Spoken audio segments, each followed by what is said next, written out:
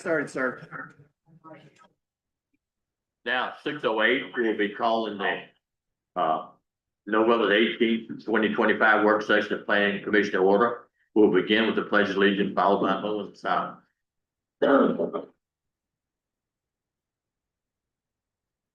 I pledge allegiance to the flag of the United States of America and to the republic for which it stands, one nation, under God, indivisible, with liberty and justice for all.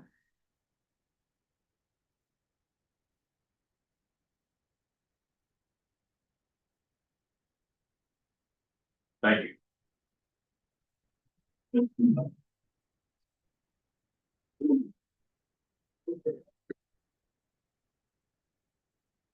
Our work session will cover the CIP. Mr. Fortune, hold. And I'm gonna ask Cory Melton, Director of Finance, to get this report. We have no changes to report from the last work session. I do have participants here, should you have any questions regarding any of the projects that are reported to you tonight. And You're really blind. and then the next time we'll be back will be December 9th for any recommendations of public.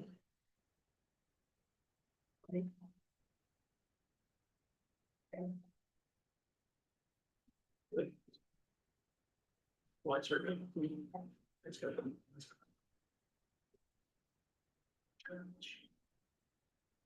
Excellent.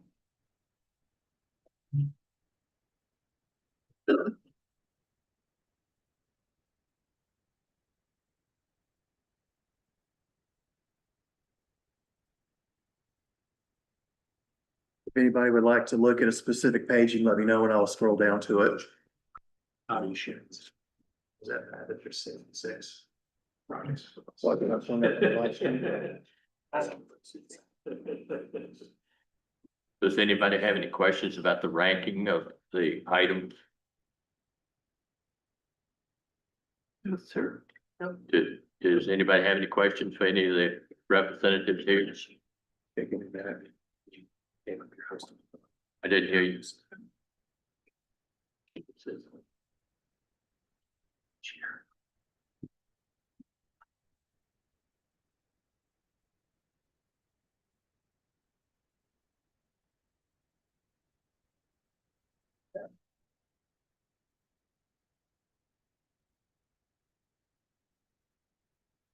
People are big and They got a lot of vehicles. They should take. There's also some. There's some squad striders. Okay. To be brought on just.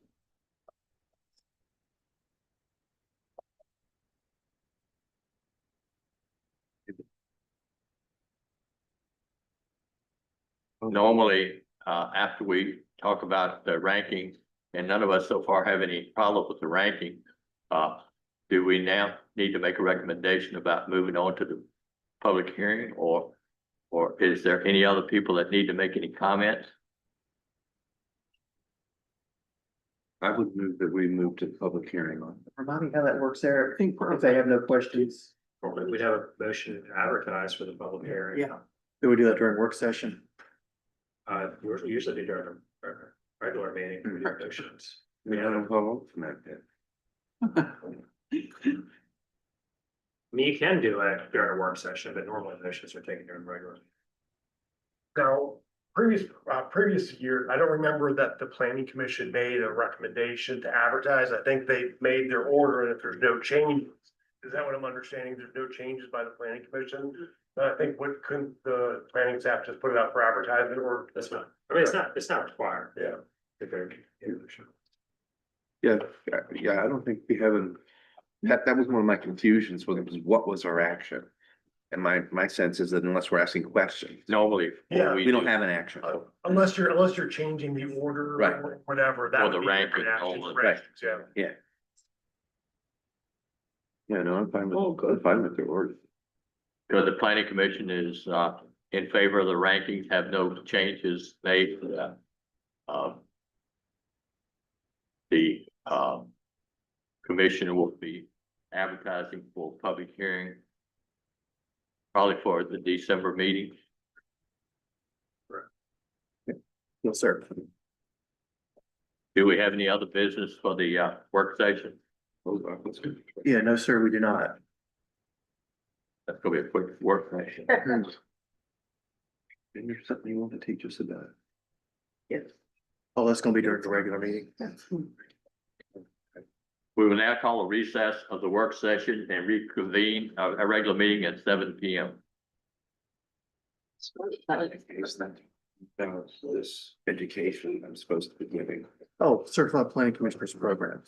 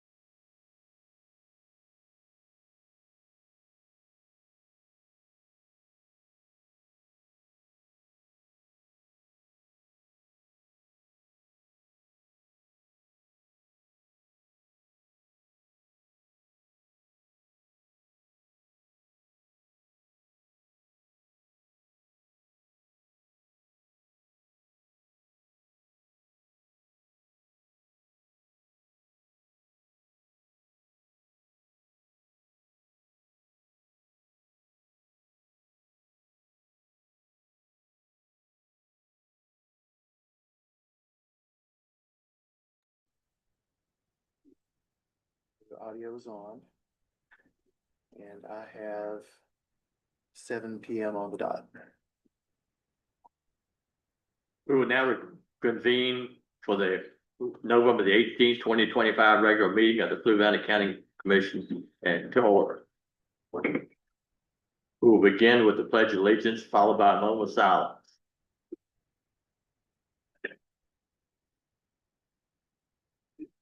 I pledge allegiance to the flag of the United States of America and to the republic which stands one nation under God, indivisible, with liberty and justice for all.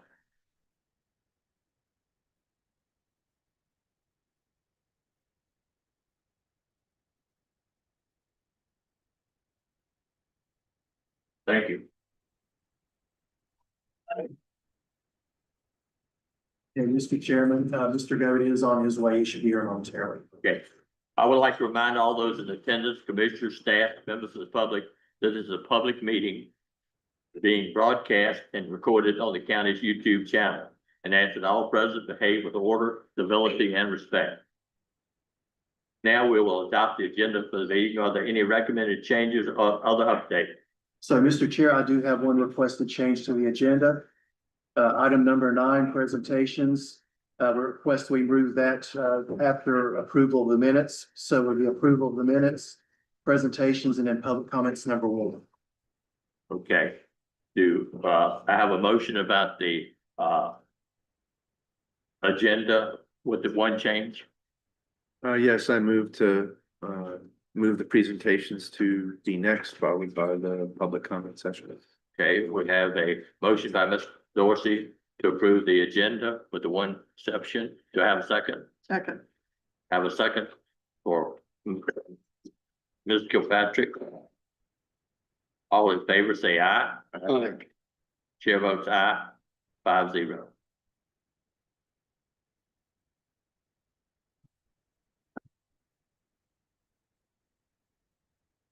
Now we will have the director's report, Mr. Fortune. Mr. Chair, members of the Planning Commission, I have just a very brief report for you tonight. Just an update. It's been a while since I've updated everybody on the Wawa at Zion Crossroads, but we do have had some movement on that. Closing has occurred for the property in question. Permits are in place and construction should be starting hopefully very soon.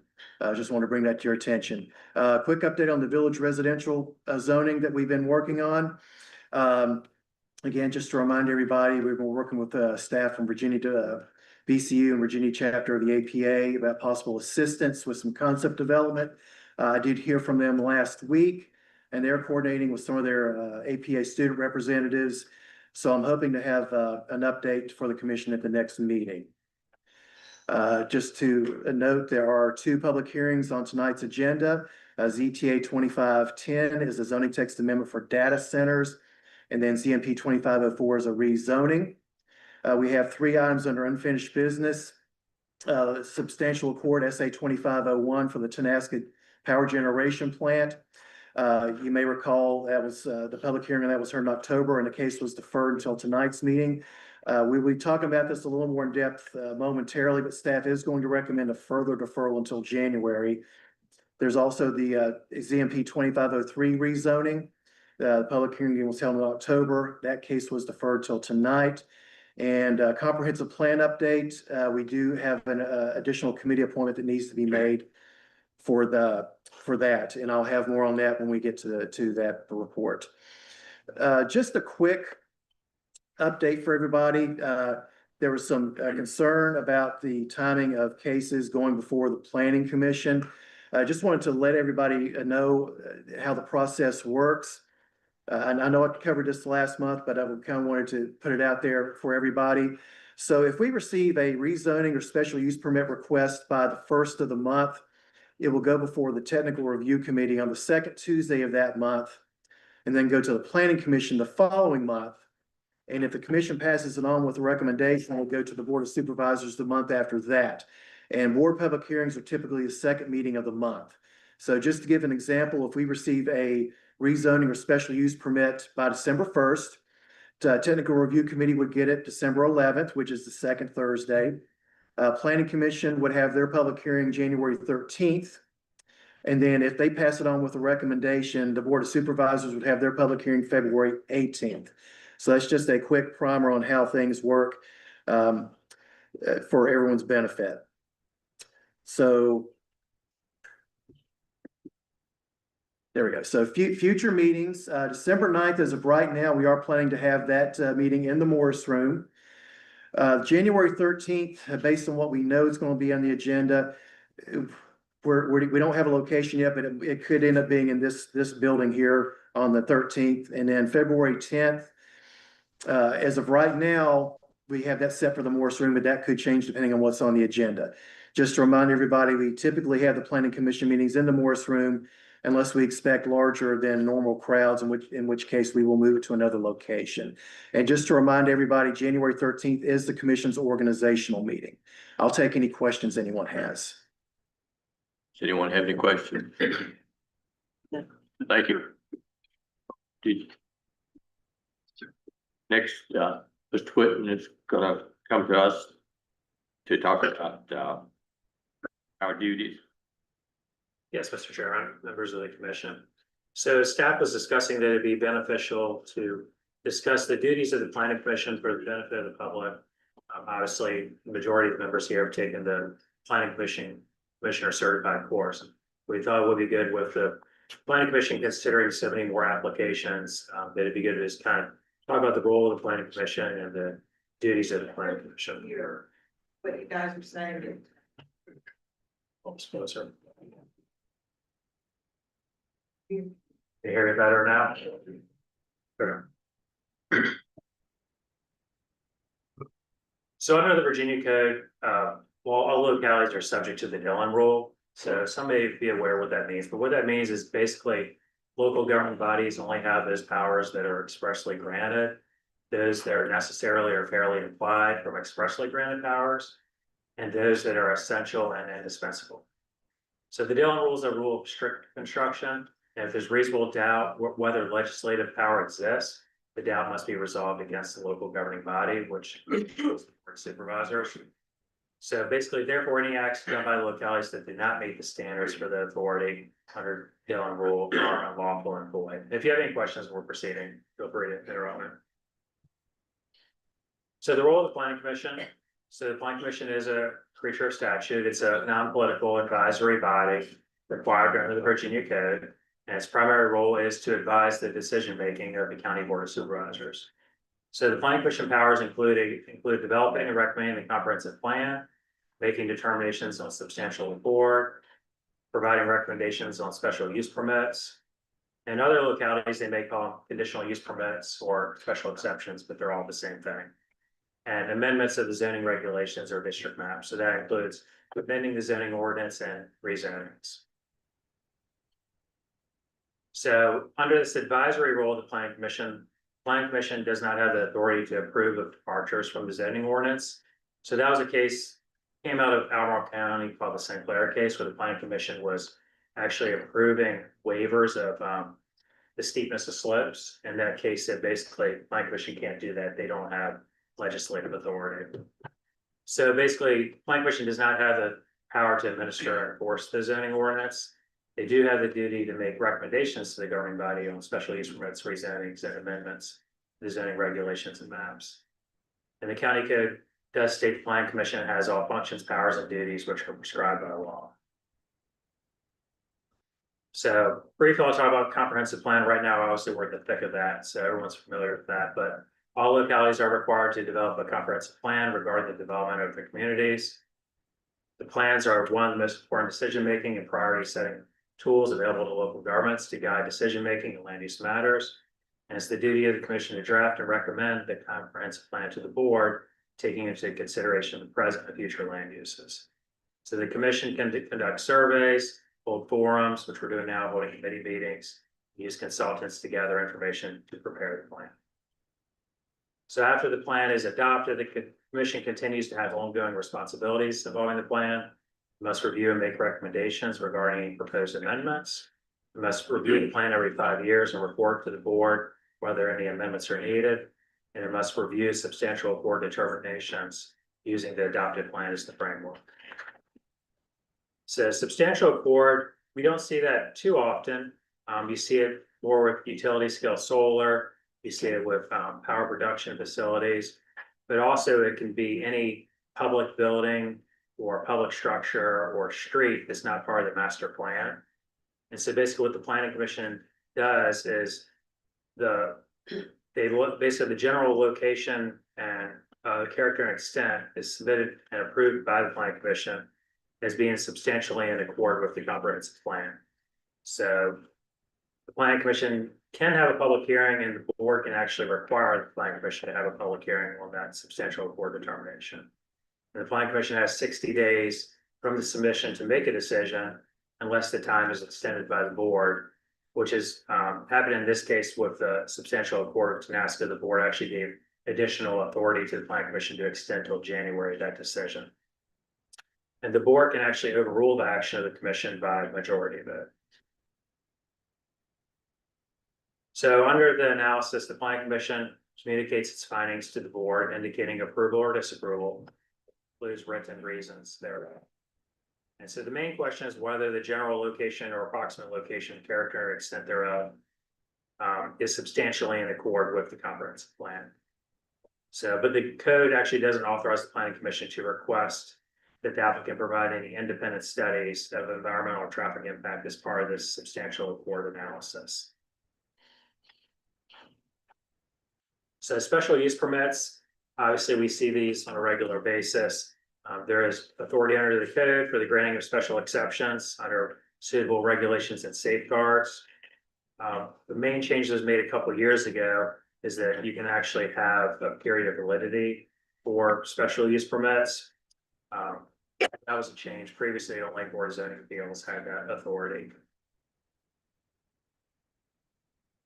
So under the county code does address special use permits, and basically the governing body basically makes a finding that the proposed use will be detrimental to the character and development of the adjacent area. And so the governing body considers the following guidelines. The proposed use shall not change the character and established pattern of the area or community. It shall be compatible with the uses permitted by right in that zoning district and shall not adversely affect the use or value of the neighboring properties. And the applicant is required to submit with the application a current survey of the property and a sketch plan of the improvements. So when the planning commission is making a recommendation, they're also using these same guidelines when they make a recommendation to the board of supervisors. So you can have conditions in our special use permits. They have to be reasonable conditions. So those are in contrast to proffers, which require rezonings, that those come voluntarily from the applicant. But the locality can impose reasonable conditions, and the locality can actually revoke the SUP, special use permit, for failing to comply with the conditions.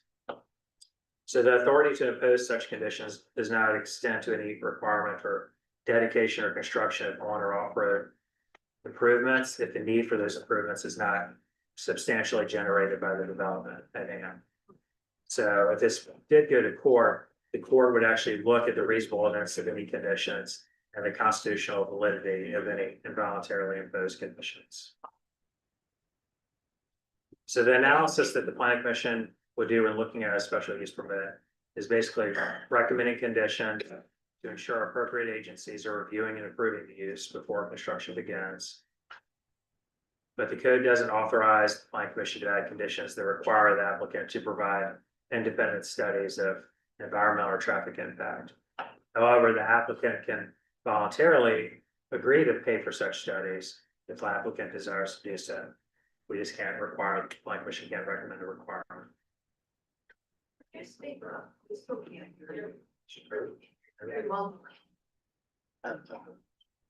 So the next thing that planning commission looks at on a regular basis are rezonings.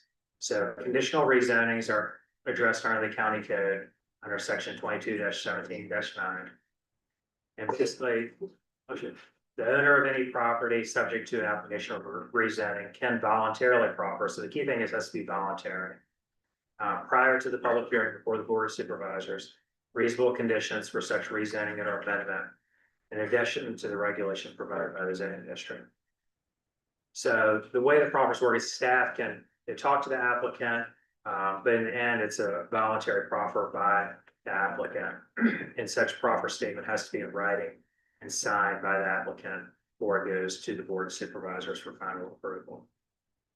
So normally the staff will talk to the applicant, and state certain concerns, or it could also be the planning commission or board of supervisors could state certain concerns. Then the applicant can voluntarily proffer to address those concerns to mitigate the concerns. So no dedication or cash payment should be made into the facilities for such properties dedicated or cash is tendered until it's in the capital improvement program, which we are looking at earlier tonight. So basically, it has to be in your capital improvement program in order to be a valid proffer, where there's no dedication or cash payment. So basically, proffers can be accepted under the Virginia Code when the zoning itself gives rise to the need for the condition. The conditions have a reasonable relation to the rezoning, and all conditions are in conformity with the comprehensive plan. So reasonable conditions can include proffers for off-site road improvements or off-site transportation improvements that are adopted as an amendment to the comprehensive plan, and they're incorporated into the capital improvement plan. So proffers are required to be voluntary, but once they're accepted, they actually bind the use of the property and they run with the land for perpetuity. So unless a future board amends the proffers, which that would require another public hearing. So once the proffers are accepted, the only way they can ever be changed is if another public hearing happens and the board approves an amendment to those proffers. So basically, going back to the primary role of the planning commission is the planning commission makes the determination whether the relevant standards and policies are met by the application, whether it be for a special use permit, rezoning, or for a text amendment. And the members make that decision after hearing fact-based public testimony through the public hearing process and asking questions of staff and the applicant within the context of applicable standards. And the planning commission makes a recommendation to the board, who will make the ultimate decision. Now, if there's major changes between planning commission recommendation and the board decision, the board can actually always send that back to the planning commission. If major changes are made and the board wants to get additional input from the planning commission. But be happy to answer any questions. Anyone have any questions? Thank you very much. At this time, we will now open our first round of public comments. Anyone wishing to address the commission should come to the podium right here where the microphone is and state your name and address. Please remember to keep your comments to 5 minutes on topic. And please remember, this is not a question and answer session. The purpose is to hear from you and about items not part of the public hearing. We will have open the public hearing for people to address them. Anyone wishing to address the planning commission at this time, please come forward, state your name and address. You'll be limited to 5 minutes. Hi, my name is Donna DeGrano and I live at 148 Great Myrtle Drive in Palmyra.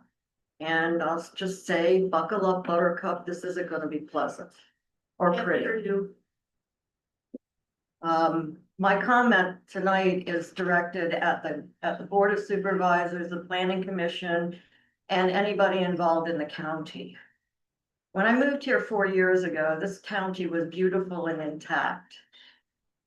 I'm a night hawk and often I sit up late at night musing over things. And my latest one was the Planning Commission, the Board of Supervisors, and everybody involved in the county, and where they all go for this magical land of beauty that they love to bring back to the county and then bestow it on us.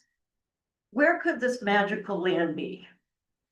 It's really interesting when I think about it. Where is it? Well, the only place I could come up with was Gary, Indiana. What is Gary, Indiana? A minefield of twisted metal, smokestacks belching stuff, poisoned groundwater, black lakes, miles of chain link fences, and a Fluvanna special. What is that? A metal shed. Now, since I've been here, the construction of and the destruction of this territory, which I moved here thinking that I moved into a rural community. not shaping up that way. When you see the disaster that was created, the mistake on the lake or at the lake of Colonial Circus is the only way we like to call it. Looks like governmental housing at its worst with no color or comprehensive design. It's a mess. That's a visual you guys created. Visuals, the visuals of twisted metal and bad planning. Okay? Why? Because you had to fit it in because of governmental reasons. Thomas Jefferson Planning Commission putting enough pressure on the government. That's how you get bad government housing. Okay, that's what we get as a visual in our beautiful county. Destruction of our county. Drive 618. Does anybody up at the PC drive 618? I don't know. Oh, Barry, you do. Good. I'm glad to see you shake your head. Destruction of the county. Used to be beautiful. People are investing their good hard-earned money into this county, wanting to see beautiful things. Drive it. What do you see? Metal sheds and contractor yards. Contractor yard that was supposed to have a berm to hide the contractor yard. Does a county collect any fines when they break rules? No, I don't think so. Did the county actually even know they had tree ordinances? No, they did not. Until the citizens came here and told everybody in the county, we have tree ordinances that nobody's applying at all. We had a planner who did everything in his power. I worked on the plan, on the comprehensive plan. I wasted 4 months of my life. That comprehensive plan isn't even done. And every time I wrote in about a berm or trees, Douglas Miles would strip it out. That's how we ended up with a blue water tower at the mistake at the lake with toothpicks around it, green toothpicks to hide it. That was good planning. Now, I'm asking you, why is anybody going to come to Fluvanna and put down their good earned money to live with that kind of destruction? If I wanted to see a hoe, I could have stayed in the communist country of Chicago. There were plenty standing on the side of the road, flashing their naughty pits at people. Now, which one is worse? The hoe in the field that I have to see when I drive 618, or the hoe standing by the side of the road in Chicago? Again, stay up late and ponder that one. Yeah, because this is what we're left with. The destruction of our natural resources, our trees, our beauty. And I know, Barry, you love leaf peeping. You go to New England to see the leaves. I've had that discussion with you. And then we all come back here and what? Every contractor cuts down every tree, and that's allowable. Why are we not asking them to beautify the land and leave it better and more beautiful than when they started? Why do we not have buffers? And why do we not have them invest in our county to make it a beautiful place like Westchester or Newport or any place that people are seeking to live in? Because I'm about this close to getting on social media and running more ads. Do not invest in Fluvanna. Do not put your money in this county for fear. Thank you. Thank you. By the way, I'll see you at the next one. Anyone else wishing to come forward, please come forward, state your name and address. You will be limited to 5 minutes. Is there any way we can turn the volume up somewhere? It's hard to hear. You got 6 speakers on the wall. The speaker can just pull the mic out of the thing and hold it. That would help. Since everybody's at different height, it's gonna hit their voice differently. Thank you. Yes, ma'am. Hello, Sasha Morgan, 18 Lake Road, Troy, Virginia. I hope y'all can hear me, but I'll try to project my voice. I'm here to just ask for you all to do the same amount of due diligence when you're approving anything in Zions Crossroad as you do for the rest of the county. I am born and raised here. I work here. I own a business that provides tax revenue to the county. And all I can say is every day right now from 6 a.m. to 6 p.m., all I hear is the construction traffic from Zions Crossroads. And now today we're going to talk about in the unfinished business, another 200 acres or so, that's going to eventually possibly be more industrial traffic and more construction that we were told during the community meeting is going to take 20 years to do. So could you imagine 20 years from 6 a.m. to 6 p.m. nothing but constant drilling, constant bulldozers and everything else in your own backyard. You know, they have a say, my generation has a saying for that, and we call that a NIMBY attitude, not in my backyard, so you don't care. And the worst part about this whole thing is, as a member of the Zions Crossroad area, and I've been to that community meeting, there was only one of you all there. And then to hear that, oh, this week, when they had the one for the one at NBA Properties, there were multiple of you there, and then to see the same thing for Tenasca, it's kind of disheartening as a resident. I pay tax dollars, my business pays tax dollars, my business will employ people who pay tax dollars in the county, but we're not given the same amount of respect and due diligence in Zions Crossroads. We're told, oh, 150 jobs is worth all of our lives being changed, our water supply being messed up, our internet being lacking, and our energy not being provided. And keep in mind, those 150 jobs for Amazon, who just had an op-ed come out that their workforce for manufacturing and warehouses will be cut by 75% over the next 5 years. They're gonna be automated away by robots, and I can tell you from the firsthand, as that is my career field, it's gonna happen, and that's not many jobs at all, and it's definitely not jobs that Fluvanna prepares the students for. And so you're just doing that, and then on top of it, you have 30,000 layoffs for Amazon as well, so we're getting 150 jobs allegedly, but really, we're probably only getting 25. But our community at Hunters Lake and the houses on Shepherd's Lane, they're all gonna be impacted by this. And let alone with this, us residents, anyone that travels Route 15, which is an entryway corridor, is also gonna be affected. There's no traffic studies, there's no initiatives to look into that. You're in this situation where, oh, we have to rezone 200 acres for Amazon because that proper work wasn't done in advance for Vaughn Properties or Hoops or whatever you wanna call it now. All I'm asking today is that when you get to your unfinished business, you take into account the tax-paying residents of Zions Crossroads. We matter just as much as anyone in Scottsville, anyone at the lake, anyone in Fort Dugan, or anywhere else. We pay tax dollars, if not more, because our properties are valued more because they're in Zions Crossroads. People like me want to raise a family in Fluvanna, but it's becoming increasingly hard to do that, and increasingly hard to even want to keep my business here if our voice is not even heard. So just keep that in mind, that you don't have to have an NIMBY attitude. You can be one of our neighbors in a way, even if you live in another part of the county, and give us the same amount of consideration, the same amount of due diligence, and the same amount of effort that you've applied to the other things that are on the docket today and that were on the docket last month when we were here until 2 AM. Thank you. Thank you. Send it back down. Thank you. Anyone else wishing to come forward, please come forward. State your name and address. You will limit to 5 minutes. I'm not.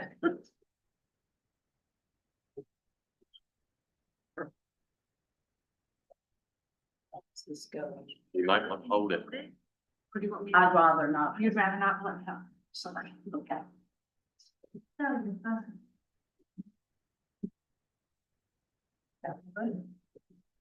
Usually everyone can Yeah, hear me me too. whether the mic is on or not. I'm Susie Mars. I live at 6840 Thomas Jefferson Parkway, Palmyra, Virginia, Quaint Lee Farm. I'm going to speak on various issues that are concerning and frustrating and sometimes make me a little angry. All residents are on hold. All people who have spent 5 and 6 years working on a new comp plan are paused until the comp plan is finished and the ordinances are in place to protect this county. There are no alignments, evidently, we found, with the ordinances that are not aligned with the comp plan to protect this county. On the other hand, developers are not paused. They are not told to be put on hold. So pause all, developers included, after these few things that have already come up, if the residents are truly represented. The second thing is the rural crossroads. That's been worked on with 2 go-rounds with the rural preservation, of which I am a part. And that includes places like Palmyra, Fork Union, Nahor, Columbia, Cunningham, etc. Rural crossroads are places where the buildings, the older buildings, are reused and repurposed. And it's very disturbing to find that this is not something maybe that we can do in all those areas. Hopefully, it will occur.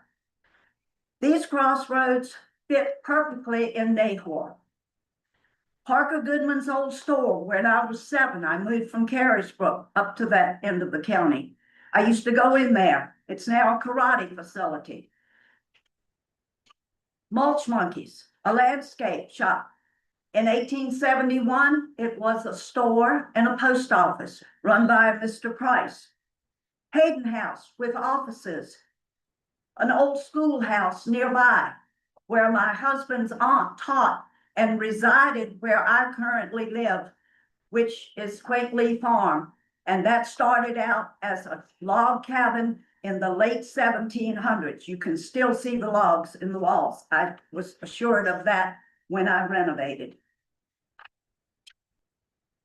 If residents and individuals who care greatly about this county are not given equal footing, there will be nothing left to preserve, nothing left to save, and nothing left of Fluvanna's unique identity and rural character, and no excellent and positive quality of life for its residents.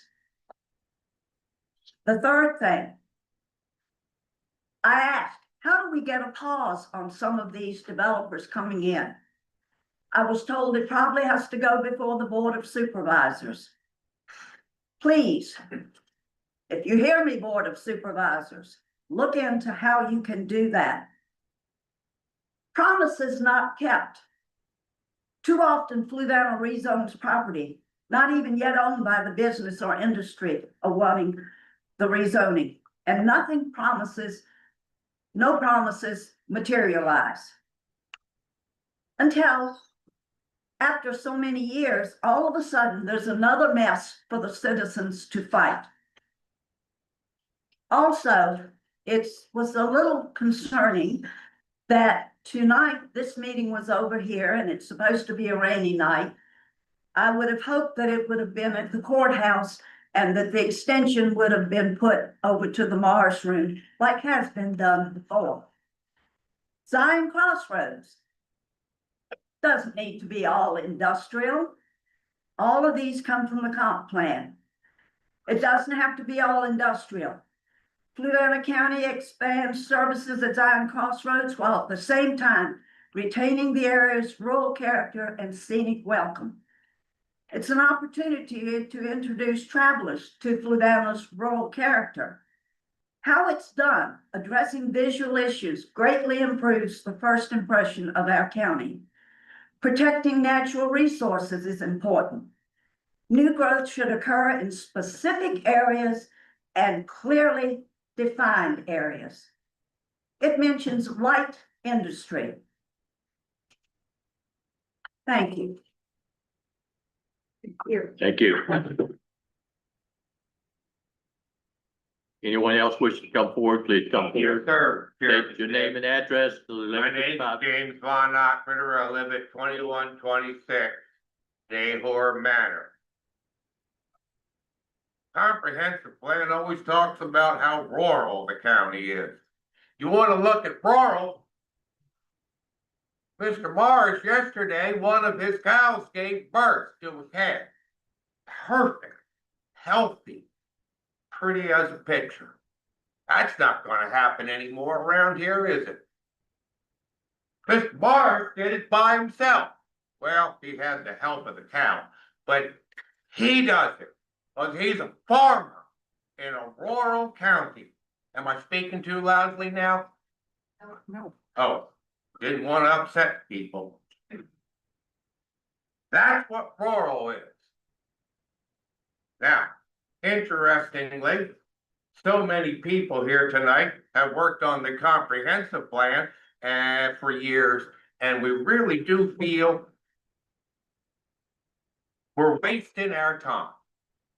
No comprehensive plan ever comes out. Mr. Winton, the attorney for the county, it didn't say substantially conforms to the comprehensive plan. I don't recall which page of your slideshow, Attorney Whitten. I'm hoping that that's been printed out. Is that probably in today's packet? Will be added to the minute. It will be added, because I think what Mr. Whitten has informed us of tonight, I have not had access to in the past. It didn't say substantially conforms, it said conforms. Kind of like being a little bit pregnant or a little bit of a rape. You either do it or it isn't. And that's what our county attorney, hired and paid for by all of us citizens here, informed us for the first time. Because I keep hearing, oh, it substantially conforms. That isn't what the attorney for the county said. It said conforms. And I beseech the members of every commission in this county to read the plan as it is, even though it'll never seem to come to final fruition. Anyhow, it's important, and I would like to thank Mr. Whitten for going through the efforts of clarifying for us what the rules are, because I write letters. I don't do emails. I prefer not to ever make a phone call. I write letters. I've written letters to, well, some of you know I've written letters, although nobody that I write a letter to on any commission in this county, except for 2 people, have ever acknowledged that they have received my letters. Maybe you throw them out of the post office box. Damned if I know. Of those 2 people, there are others that I have come to say, did you ever receive my letter? And they said, yeah, that's it.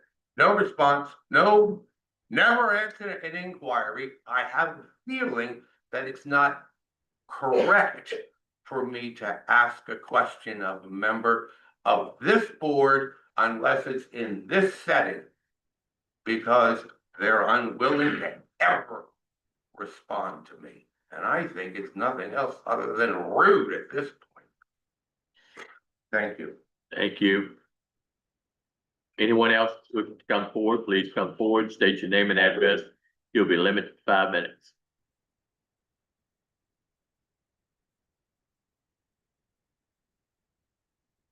Good evening, I'm back again after about 2.5 years. I'm Sandra Radford, I live at 121 Mulberry Drive in Palmyra. Speak up, please. Okay, can you hear me now? Never. Okay.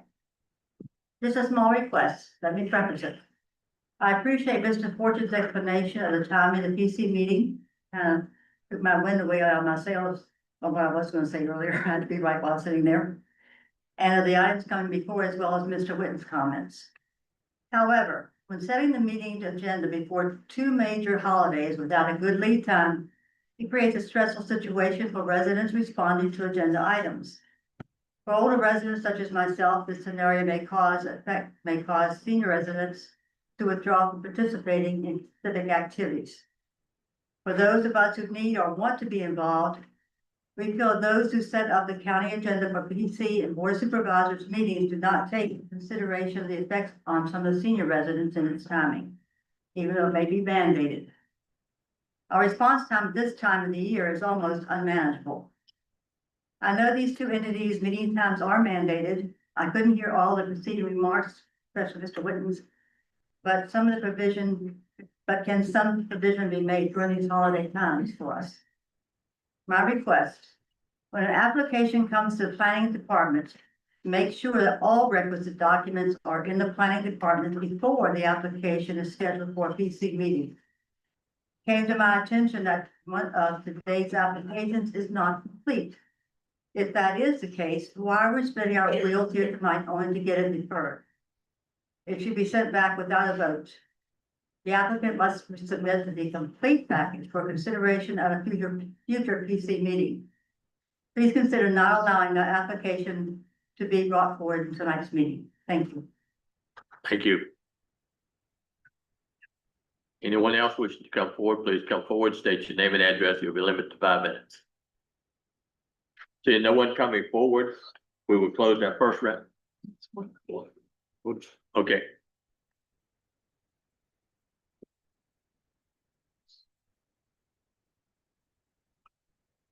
Tracy Smith to Sandy Beach Court.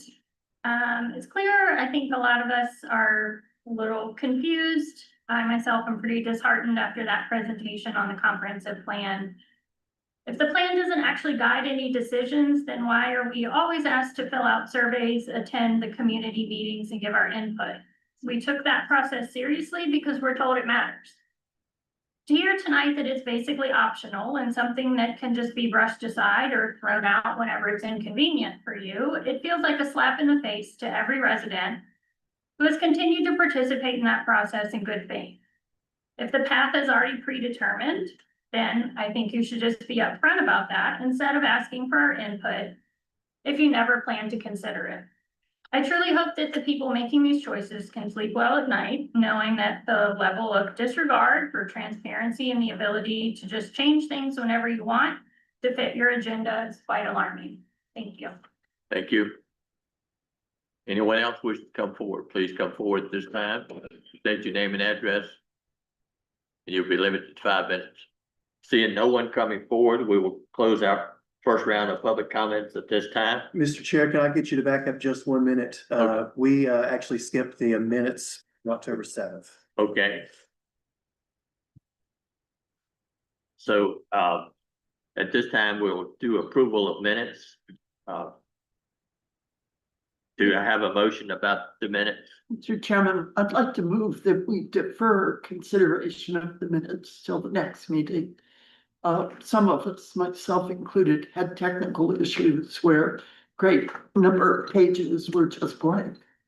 And I got a chance only when I recently came here today to look at them in a hard copy. And given the length, I'd like to have the time to really look over. So I move that we defer the minutes until the next meeting.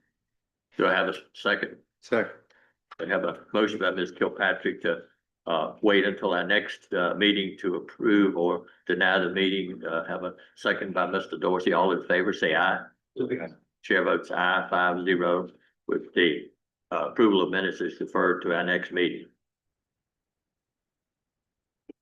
The next item is one of our first public hearing for the night. CTA 2510, amend the code of the county of Fluvanna by changing data centers from a by right use to a use allowed with a SUP in I1 and I2 zoning districts and modifying the definition of data centers. Mr. Fortune. Can everybody hear me? Okay, all right, so this is a proposed zoning text amendment. As Mr. Bibb mentioned, the chair mentioned, we're proposing to amend the county code by amending sections 22-11-2.1, 22-11-2.2, 22-12-2.1, 22-12-2.2, and 22-22-1 to change data centers from a by right use to a use allowed by special use permit in both I1 and I2, and to also amend the definition of a data center. You may recall at the Board of Supervisors at its meeting on September 17th approved a moratorium on new data center applications to take effect immediately and run through January 31st. And then subsequently on October 1st, they passed a resolution of intention to amend the county code to change data centers from a by right use to requiring a special use permit in I1 and I2 and to modify the definition of data centers. And then subsequently, the Planning Commission on October 7th authorized advertisement of the public hearing we are having tonight. So just real quickly, I do have the proposed zoning text amendment if you'd like me to just go over the changes very quickly. Again, currently under code, data centers are allowed by right in I1 and I2. Again, the changes for 22-11-2.1 and 22-11-2.2 is basically moving data centers as a by right use and requiring a special use permit and making the same change in 22-12-2.1 and 22-12-2.2. And then the definition of data center under 22-22-1 would read as follows. A facility used primarily for the management, processing, storage, and transmission of digital data, which houses computer and/or network equipment, servers, systems, and other associated components related to digital data operations. The facility may include air handlers, power generators, water cooling, and storage facilities, utility substations and other associated infrastructure to support its operations. And that proposed change is in your packet. I'll take any questions the commission might have at this time. Anybody have any questions, for Mr. Fortune? Mr. Fortune, is our moving to include our own definition of this in keeping with how the state of Virginia has defined data center? Have they defined data centers? I'm not sure is that in code? No, the change in the definition came from looking at other localities. The change in the definition came from looking at other localities that had data centers. We realized our definition was kind of antiquated when it was, I think it was adopted in 2018 perhaps. So looking at the definitions from other localities, that's where the digital data language came from. But it did not come straight from Virginia Code now.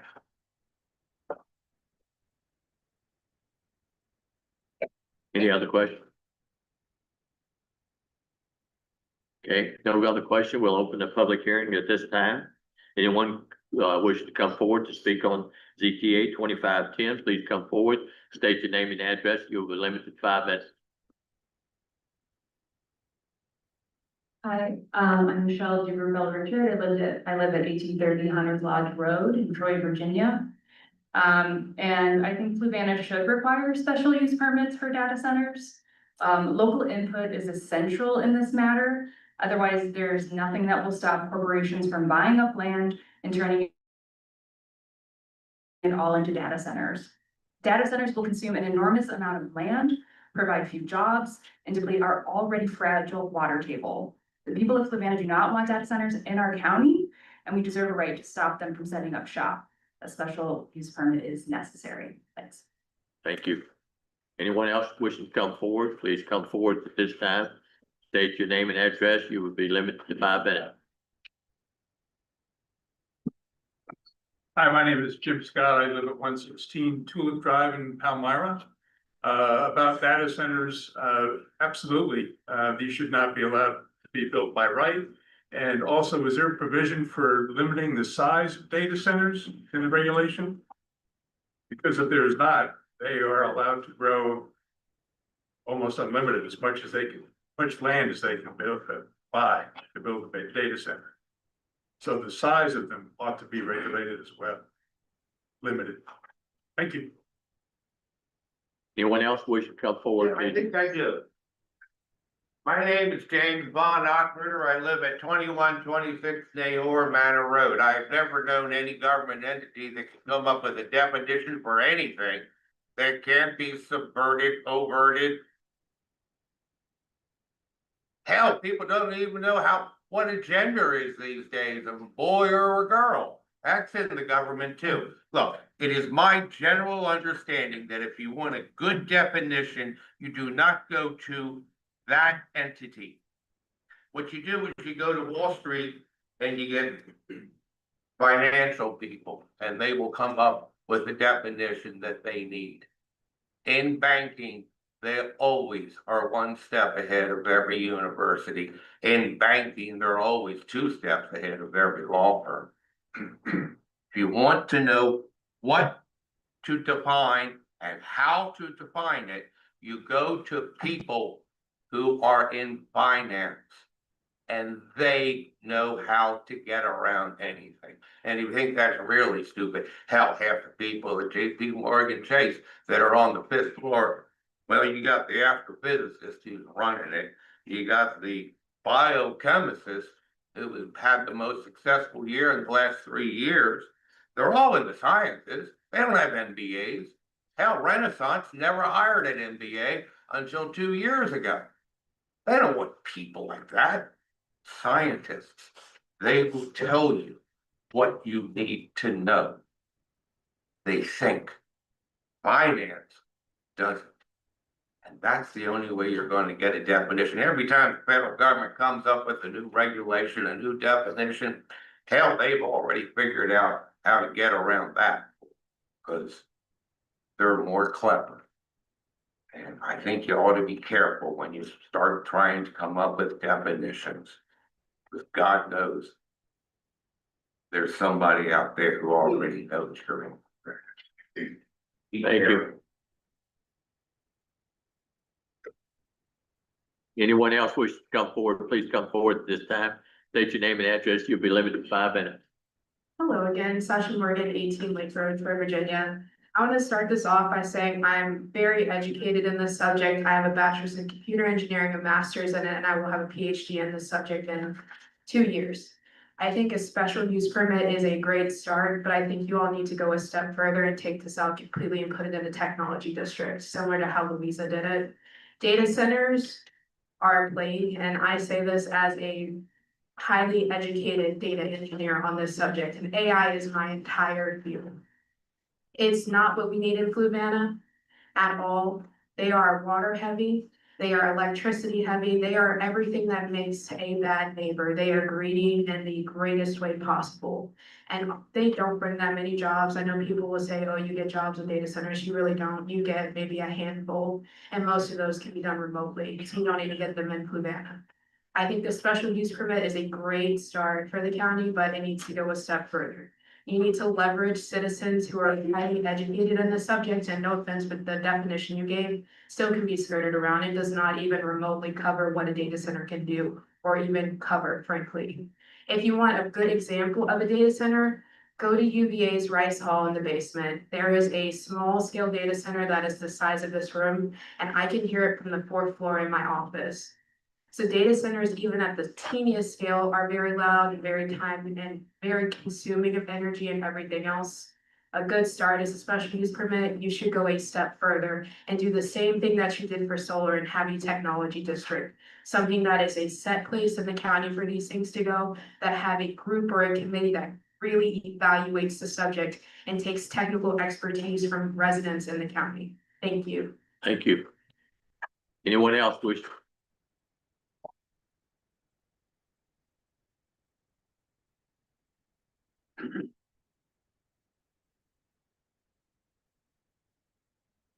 Hi, my name is Donna DeBono. I live at 148 Creighton Myrtle Drive in Elmira. I actually wasn't going to make a comment, but the young lady that just came up, you should grab her and get her on a committee immediately. Don't let her walk out of here without her knowledge. That is a very important person to this community. She's actually giving you all that you need to know. You don't need to know it. She's got it. And that's the person we need. Okay? Be wise, be smart, be good stewards. That's all we're asking here. And again, I'm going to tell you one thing. I will actually work against Fluvanna and I'll spend my money. Stock market's been good, gone down a little bit, but I did well so far. I'll buy more ads. I will be working against every realtor telling people across wherever, do not invest your money in Fluvanna. It's a crapshoot on what you're going to get back. You may lose your whole investment. Look at the people that came crying up here. It was painful to listen to them, that Tenasco was going to impose more stuff on these poor people. They're going to lose their livelihoods. They can't get out of it. So what are we doing to the citizens? Get that woman and put her on a panel and make her part of this dialogue. She has the answers that you guys, the Board of Supervisors, and everybody in this county needs. That is a very valuable resource. Be smart, be wise, use your gray matter, and start applying the right things to this county. Because I've had it. I can't move. This is it. I'm not going anywhere, but I'll fight you guys tooth and nail to not destroy this county. It was a gorgeous county. But again, I go back to all the mistakes. Go one contractor lot after another, all the gas stations, all the contractor, the metal sheds one after another that we're all living with now. Do not make that mistake with data centers. Get that woman and apply her knowledge. Thank you. Thank you.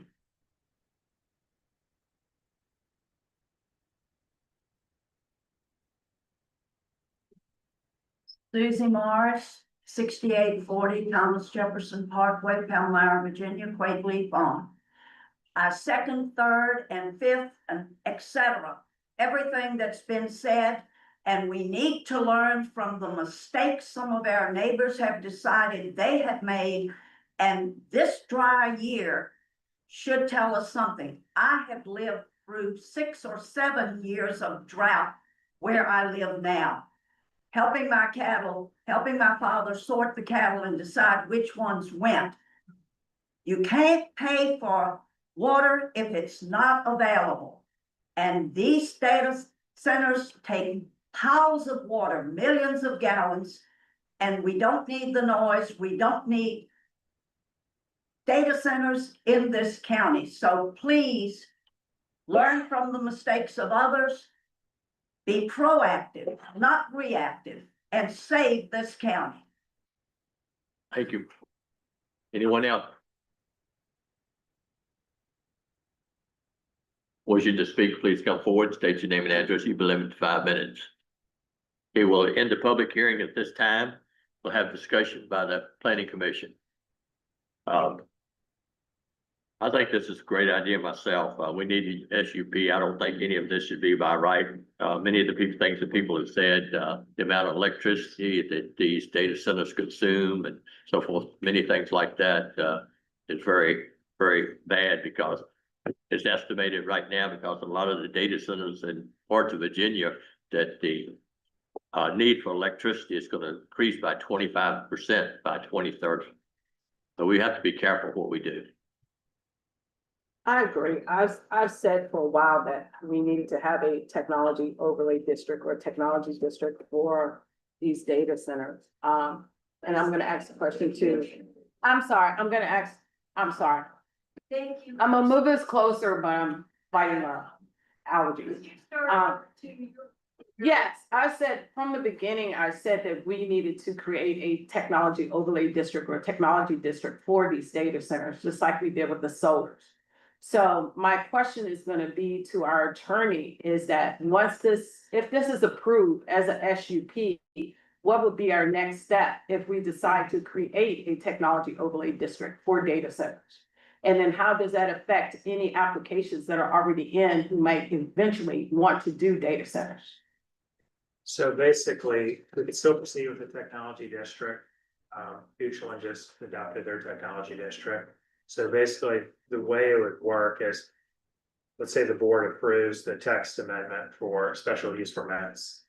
An applicant would only have vested rights if the special use permit had been approved by the board of supervisors. Then they would have vested rights for that data center. But until that happens, you could theoretically say data centers are only allowed in technology district and they're no longer allowed that.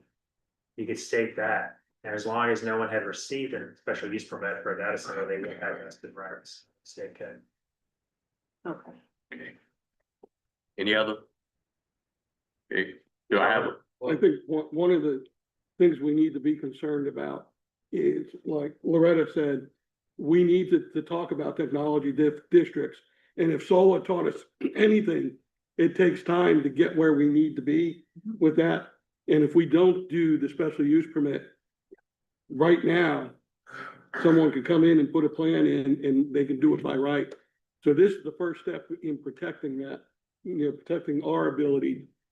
So I think this is the way to go forward, is with the special use permit and continue discussing the technology district. Right, that's why we just wanted to make sure that we can proceed after we've done this, because I'm very concerned that we don't have a technology district like we do solar, and that these data centers can pop up anywhere. So this will be a good first step. If we don't do it now, by right, we'll need to make it at least by special use permit. So, sorry, Mr. Go ahead. So anything, just to clarify, Mr. Wayne, anything that is currently zoned I1 or I2 does not have vested rights, they would have already had to have filed for something to have vested rights, correct? Correct. They would have had to already filed the site plan, and basically the site plan would have had to have been approved by the planning director. So just In because, order to have vested rights. so just because their land is already zoned I1 and I2, does not mean that, 2 years down the road, they can say, well, I was already I2 before you approved this zone text amendment, so I have vested rights. That's Correct. They wouldn't have already vested rights. Any further discussion? I do remember that we talked about this. I support moving forward with this. I'm glad that it doesn't foreclose. I'm anxious that we move along with the zone, the technology zone, and not let time go by. That's something we've got to put on our plate and deal with. I would just say to that, and to your point, Loretta, I think you both make good points about technology district, but there's been some discussion about do they really want these? Right. And so, you know, how is that discussion guided going further? Because if you create a district, all of a sudden, if you create a district, all of a sudden, you are essentially saying, okay, this is where we want to put it. So it's hard to say no to someone who does apply in that district. But if we as a county, as the planning commissioners or board feel that we don't want them, maybe the conversation needs to be guided in a different manner. I'm not saying that you all provide a, you know, that we shouldn't have a conversation about that, but perhaps unintended consequences need to be considered as we go about that conversation. And I hear what you're saying, Mr. Goat, but we've got to have those conversations. And this is a step that we need to take because there's a vulnerability here. But as a policy, that's a discussion we've got to have. Do we want them? Well, and that's why I made Let's got those- the motion to send this Yeah. exact zone text amendment down to you guys. Right. For consideration, was because I wanted to get the conversation started, and we do need to get the conversation started. It was very scary with, you know, some of the things we're looking at with rezonings, with I-1 and I-2, that these things were by right. Yes, the infrastructure is probably not there, but it will be there at some point. And I appreciate you guys getting the conversation started, and it's good to see this come to fruition. This was something we sent you guys, I think it was a month or two ago, and here we are. So we appreciate y'all's consideration. Any other discussion? If not, Sorry. One more go question. ahead. If we, and this again, to you, Dan, if we decide as a county that we don't want data centers, even after we have said it's got to be special, under a special use permit, what would be the procedure or the next step that we need to follow as a planning commission and the board of supervisors? So there's a couple of different ways. You could either have supplemental regulations that severely restrict the placement of data centers. You know, like we do with utility scale solar, where it's 1,000 feet from rivers, 500 from streams. You know, certain feet, but you know, number of feet from residential houses. That'd probably be the best solution rather than just having a full moratorium on it, just the placement of them. And I think in Spotsylvania, they just passed an ordinance, I think it was 750 feet from residences. I think Beachland's ordinance states passed as 500 feet from residences. So you can have a certain amount, but the problem is if we have fully eliminated the use, that could be a cause for concern. That could lead to some, you know, it really depends on the General Assembly and how the General Assembly is addressing data centers. But I think it'd make more sense to have tighter supplemental regulations like we did at utility scale solar than it would be just fully eliminate the use. All right, thank you. And that was my comment when this came up before, that we do have a good example in looking at how we approach solar and with tweaks that are relative to this question, and great, but there's a good convention there to follow and a process to work out. So that we were getting where we need to get. Any other discussion? If not- I'm sorry. So when we make our recommendation to the board of supervisors, whether to approve or deny or defer this motion. Can we say somewhere in there that we want to have further discussions on the technology overlay district and getting that started, or would that just be an agenda item? I mean, it will be in the minutes, we can just say that as a, they should go to the board, doesn't need to be part of the motion. Okay. And we can just share with the board of supervisors that, we want to start the discussion on technologies, zone district. Okay. So basically, once we're ready to actually create that new zone, it would just require a resolution to actually advertise for a public hearing. And then you'd have to decide if the board wants to create the committee like we did this utility still solar district. You could create a committee for the technology district and then, you know, have your community meetings and all that, where you actually have, public hearings. So can we also put in the minutes, or if it's even allowed, that we put a pause on the SUPs until that technology overlay district is created in addition to what we want to do tonight? Is that possible? I mean, the board would have to approve any kind of pause on moratorium on special use permit applications. So we can share that concern with the board Okay. and see what the board discussion on that is. Would say the technology zone district, that's still probably take a little more time, probably 6 to 9 months to actually implement that. Just looking how long it took for the solar district to Right. fully be approved. So, but it would be a board decision if they wanna have a moratorium on data center applications until that. Yeah, I think myself and Ms. Kilpatrick, we were on the solar committee, when we created that. So we knew there was some time, but I think they did give us time to get that district, and correct me if I'm wrong. That's right. Gave us time to put that technology district together, and they did pause any applications, whether it was through SUP or by right, until that was done. And I just want to make sure that that is relayed back to the board of supervisors, that if everybody's in agreement, that's what we would like done. Sure, I mean, if there's a majority of the planning commission in favor of sharing that with the board, of that message. we can- Sir, you don't really need to apply yourself and speak up. I'm talking right into the mic, so I don't know. We're having a hard time, we're part of this dialogue, so please speak into the microphone and speak up, don't mumble.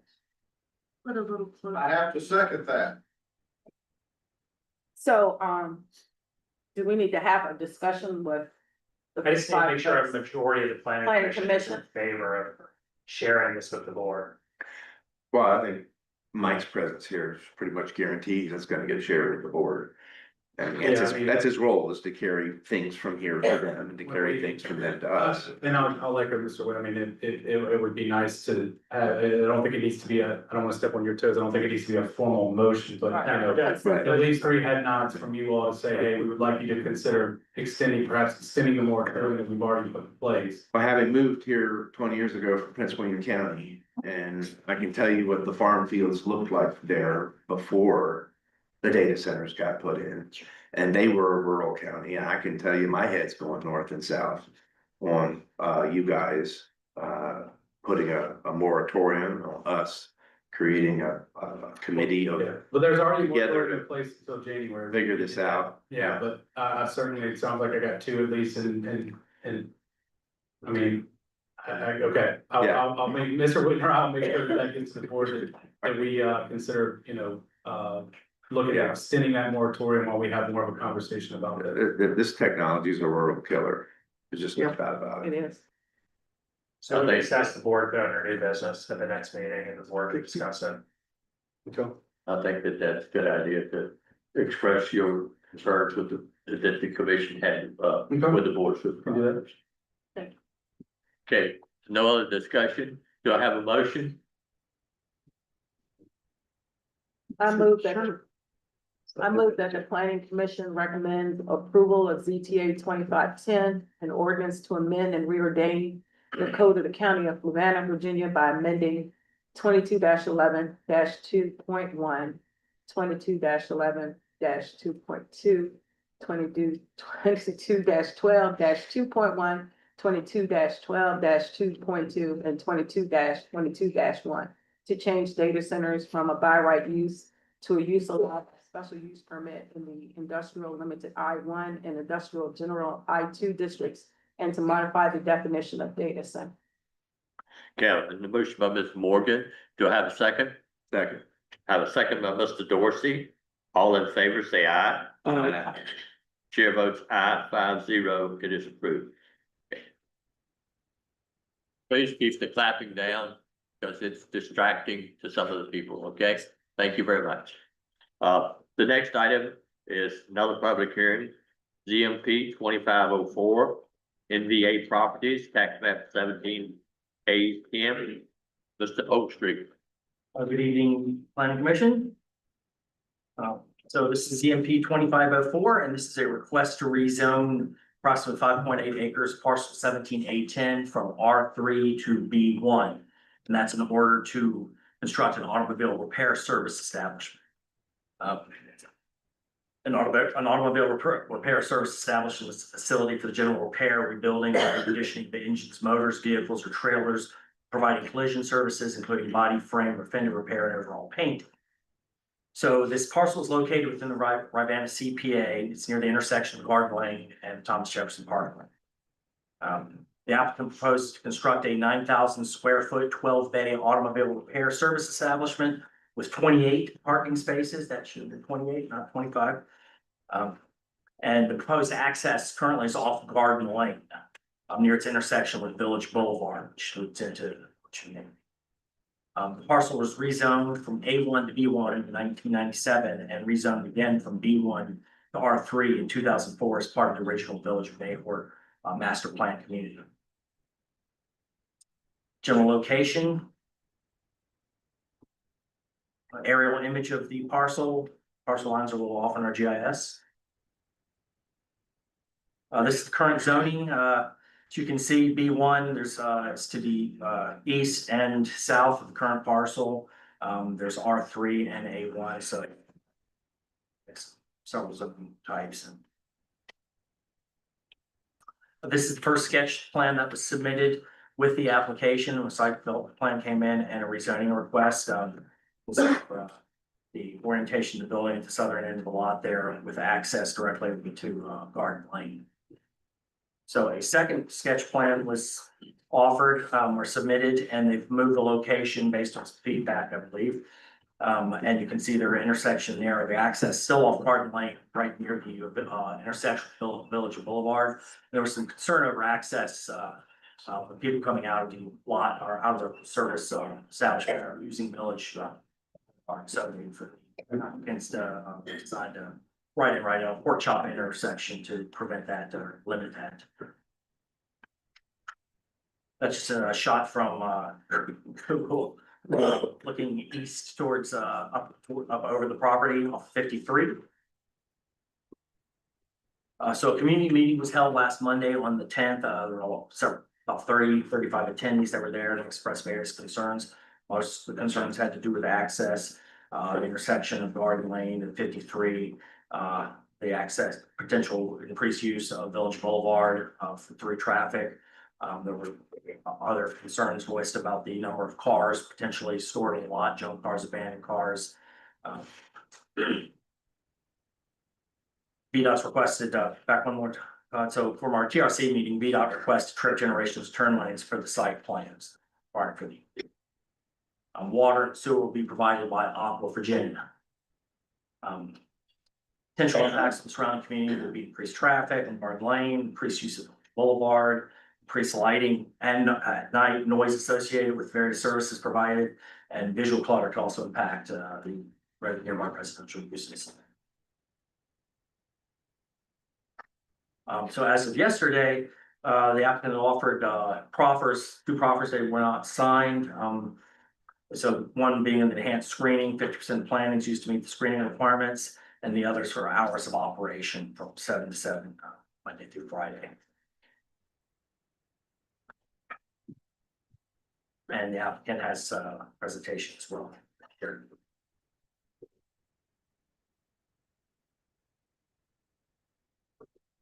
Good evening, everyone. Justin Schimpf Engineering, engineer of this project. I'm representing the Goodson Auto. The Goodson family is here with me. They'll get up and speak in a moment. They are seeking to acquire this property and develop a second location for their existing service business, automobile service business in Fluvanna County. You've seen some of these photos, but for those not familiar, this is at the intersection of Garden Lane and 53, Nahor. You go down Garden Lane, the entrance here, site's an existing field essentially right now. You're looking up from both you see the overview there and also looking from the west. Next, please. Overview with a background image of where the original proposal sits relative to the neighbors around. We had placed the building in that part of the property. It's sort of the flatter portion of the property to build on, but after some community feedback, community meeting, we have relocated the building, which has been shifted over in the next slide here, and I'll talk about a couple things here. One is that there's a number of folks thought that the entrance being off 53 would be preferable. Certainly that is preferable to us, but there are issues with the building turn lanes in that location potentially that will require going through VDOT site plan, and if required, frankly, the cost of that is more than a small business can take. It's more than the cost of building, potentially to build a turn lane. So that's not something that is a practical element for a small business to service the community that business do. That said, what we would like to do is add one more proffer, which we'll get to in a minute, that stipulates that the applicant will submit a plan to VDOT for an entrance on 53 and provide it can be approved without a left turn lane. We'll build it in that location. So that's something that we would need a waiver from VDOT. I'll go over that in a moment, but it is possible to get. And that might be a good solution for all involved here. Next slide, please. So when we look at the turn lane calculations for a road, I put this on the screen, and it's probably a little tricky to see, but in the bottom left is a grid graph there. And what that shows, the two red lines crossing are the traffic numbers on 53 right now in this location. And because we are on the outside of that black line says warrant, a turn lane is required. You can see though, barely. And so there's an argument to be made that folks would have to come in, make a left turn on Garden Lane and come anyway. So potentially VDOT would allow us to have this entrance off 53 in a more reasonable way. But that's something we would not know until site plan phase. VDOT will not look at that until we submit a specific application to them for that purpose. So that would be a site plan item, but we would like to have a proper incorporated in that stipulates that we will submit that, and as long as approved by VDOT without a full left turn lane or return lanes, then we would build into 53 and not connect to Garden Boulevard. Next, please. This project, in fact, this property is part of the Nahor Village development. It's been zoned, maybe for 20 years now, thereabouts. And it's a R3 residential, but actually it is commercial designated in that master plan. So the by right use of this property is up to 35,000 square feet of retail, office, restaurants, and related uses. Mr. Fortune, that's all. Make sure I got that right from our conversation earlier. That sounds right. I'd have to look at it to confirm that sounds right. We had to dig back into the files a bit from the approval we were, so the property, while it's R3 residential, actually effectively is commercial zone right now because of the way the master plan was approved with Nahor Village. So this is actually part of that development. It simply was not developed, has not been developed yet. And the Goodsons are proposed to amend that zoning to allow them to operate their auto business rather than restaurants, retail, or offices. Next slide, please. This is a picture of that map. You'll see there our site outlined in red. That was the illustration and the table up in the very top right, which you probably can't see on your screen. That, if you zoom in on that, talks about the commercial uses in that particular zone. So with that, I'm going to invite the Goodsons just to speak for a moment about their plans, their involvement in the community, and then we'll wrap it up.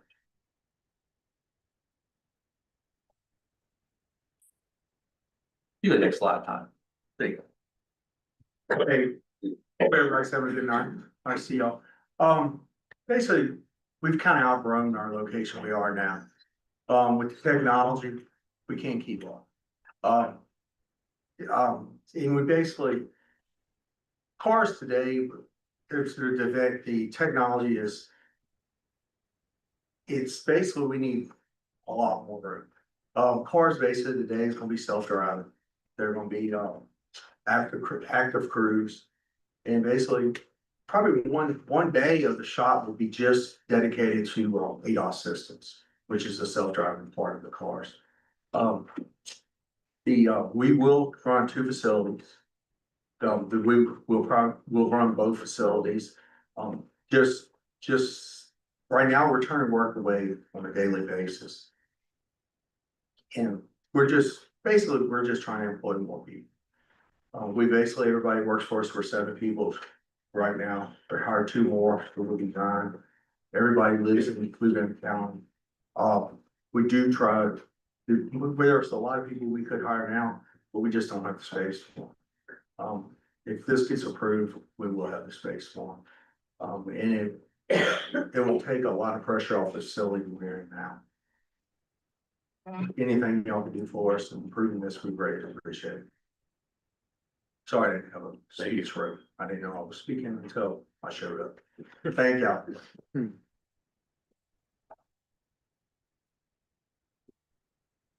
That concludes our, let's just go to the next slide. I think I have the proper, yeah, so this is just up for, you leave this up for kind of discussion. The Goodson's plan to acquire the property in early December, so a signed proffer statement is required by the code before the board of supervisors here to be turned in. As they would own the property. They do not own it at this moment, but we'll be closing on the next week and change. So happy to answer any questions that the commission has. Anybody have any questions?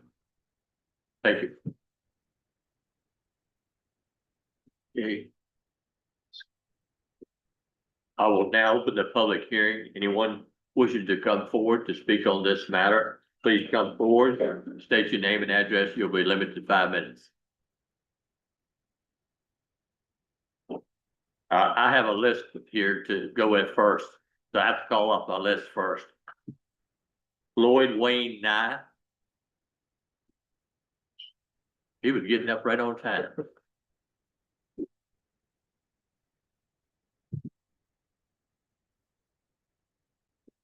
You're okay? I'll work a little bit harder. My name is Wayne Nye. I live at 176 Village Boulevard in the Villages of Nahor. I oppose the rezoning in ZMP 2504. In the rezoning application and staff report by the county planning conditions, many references are made to the county's comprehensive plan. I shall make a few of my own references. In chapter 2, the plan states rezoning applications that do not complement the community's vision and address all anticipated adverse impacts from the project are not approved. Satellite image of Goodson's current business at 107 Crofton Place shows over 80 vehicles visible in the property. It's a field full of 80 vehicles or more, some abandoned by owners and clearly in view of traffic on Route 3, consistent with our community's vision and the impression that we wish to give visitors, prospective businesses, and residents.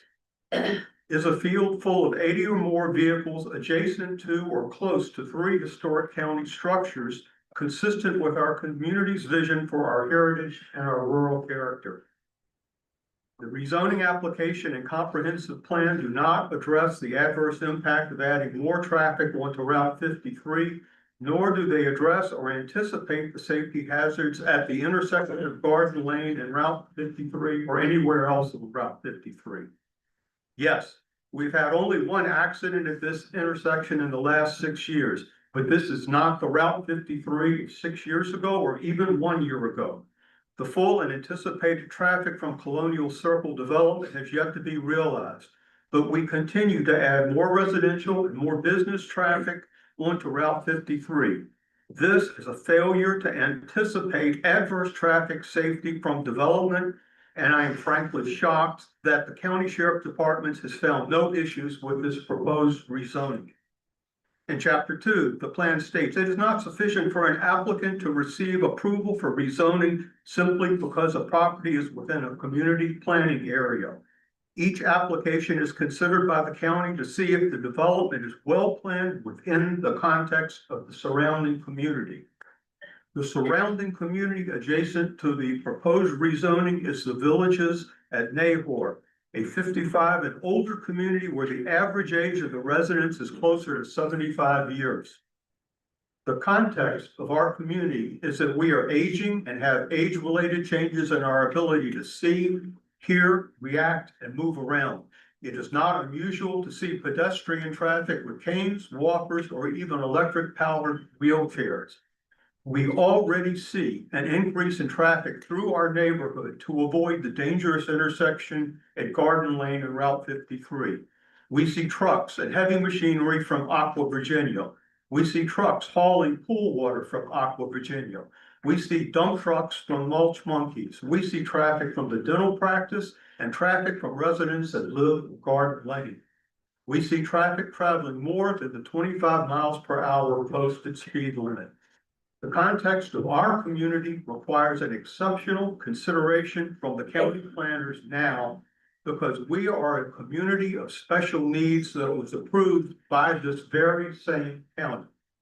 And we are being placed at a disproportionately greater risk by this proposed rezoning. Finally, in chapter 2, applications that do not address the project's external cost to the community and provide a clear fiscal benefit to the county will not be favorably received.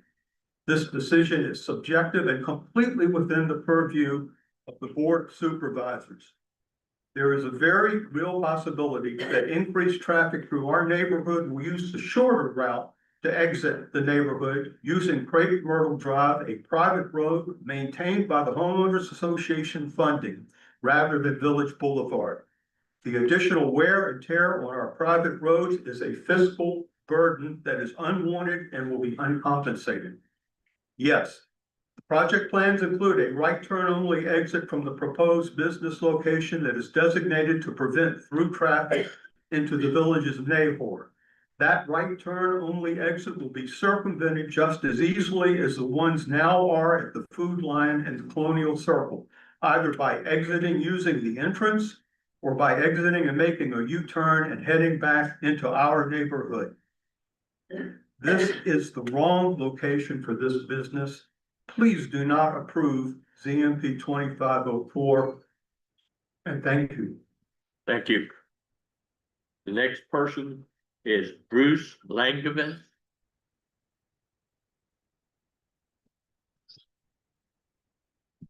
Good evening. Sure everybody can hear me. I live at 85 Crepe Myrtle Drive in the village of Mayhor with the 55 and older community.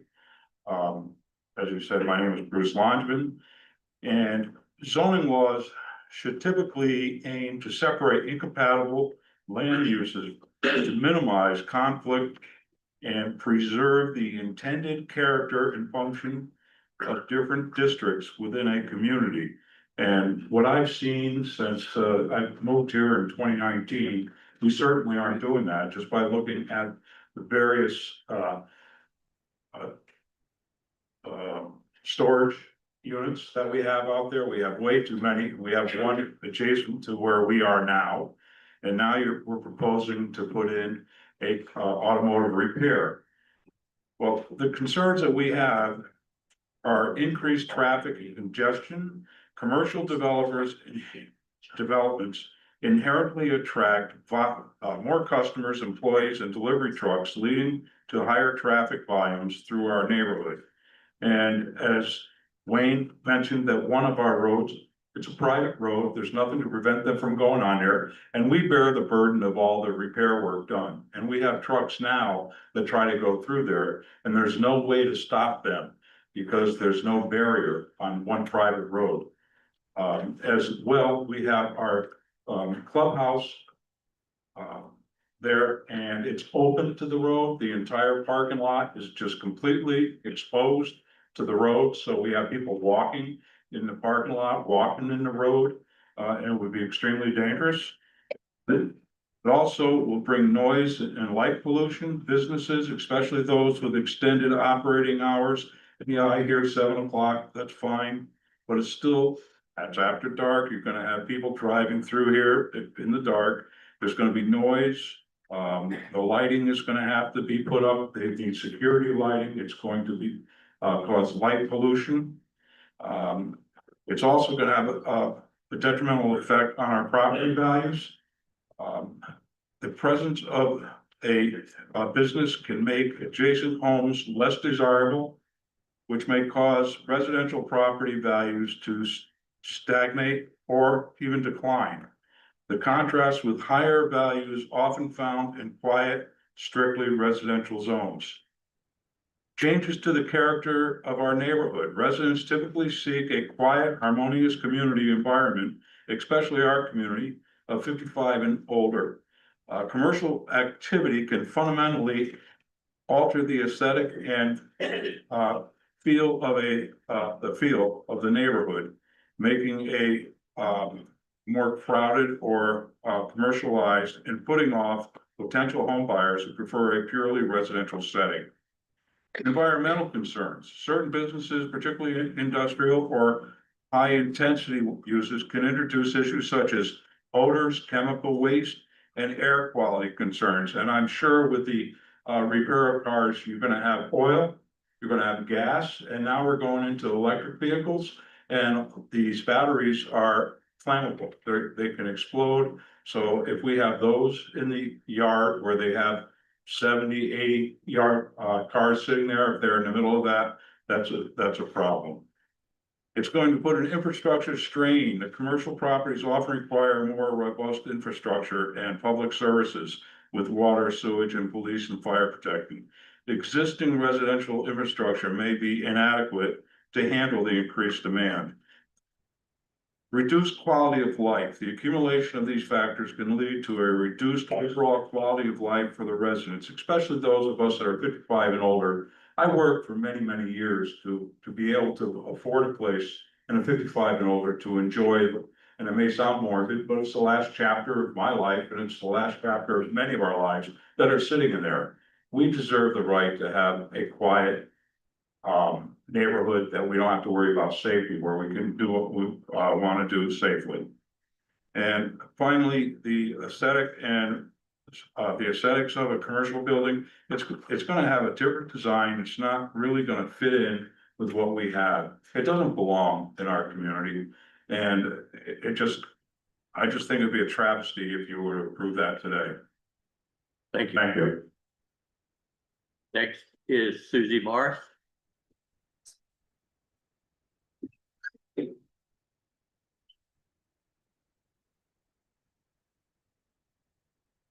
I'm Susie Morris. I live at 6840 Thomas Jefferson Parkway, Palmyra, Virginia, Quaintly Farm.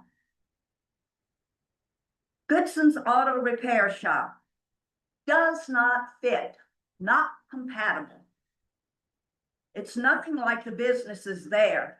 Offices in Hayden House, Mulch Monkeys, an 1871 store and post office building reused. They close about 5. No major lights, no major traffic, no mess of cars parked outside. 50 to 100 plus cars counted on different days. Preservation of historic buildings and repurposing them. A rural crossroads. One small strip of history and open space left near the trash gateway to Fluvanna County on historic, Route 53. Why not keep this area as a real crossroads, rural crossroads? 5 to 6 years of rural preservation working to create. This does not fit there. It's not compatible. This auto repair shop is more industrial than commercial. It's more like I-2, Industrial 2, than I-1. It creates Industrial 2 creates some nuisance and is not properly associated with and not compatible with residential, institutional, and neighborhood commercial services. This use includes vehicle impound facilities. 50 to 100 cars outside on property is about like an impound use. And abandoned vehicles too expensive to fix. Let is similar to salvage and scrap yard. As Shimp Engineering suggests in their project proposal, this project is directly consistent with spot zoning in the 224 comp plan. This is not, as Shimp states, at the lake gates off of 618, already a mess, trashed, no proper buffers. This is shoved in with quiet, unobtrusive, compatible businesses next now to a 55 plus community. There is already a complex of over 30 different types of businesses within a quarter of a mile. Anything within 10 minutes drive is considered convenient. Add Crofton and Route 600 South Boston. I bet the only thing missing is a clothing store. It is not necessary, as Shimp states in its proposal to provide nearby residence areas with services within a reasonable distance. 9 minutes? It's very reasonable. And as the comp plan states, there must be valid reasons for rezoning substantially related to public welfare and necessity. Rezoning for private interest of one or more landowners instead of furthering the welfare of the entire community. It doesn't. Zoning should be well planned and complementary to the vision for the area. Critical issues, buffering and screening. Adequate infrastructure. AQUA never says no. Attractive design. Rezoning applications that do not complement the community's vision and address all adverse impacts are not approved. It's not an automatic yes just because it's in the community planning area. Development should show projected impact on surrounding groundwater supplies. Stormwater and traffic on surrounding property owners is of utmost importance. Rivanna CPA should grow in a sustainable way that complements existing development and the history of each area. This area does at this point. Design style and material quality of building impacts the aesthetics and sustainability of the community. There's nothing in writing to assure this. It is reasonable and feasible for a developer to commit to specific materials, types, and styles as part of the project's approval through legally binding proffers. And as of this point, no proffers were given, but tonight I understand there are 3, but I didn't hear all. Most Lake residents agree it's important to maintain the rural character of the surrounding area and protect natural resources. Prioritize renovation over new construction in historic areas. Crossroads at Nahor is very historic. Stretch to scenic beauty, etc.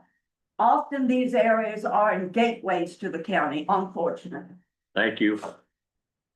The next person on the list is Jerry Joyce.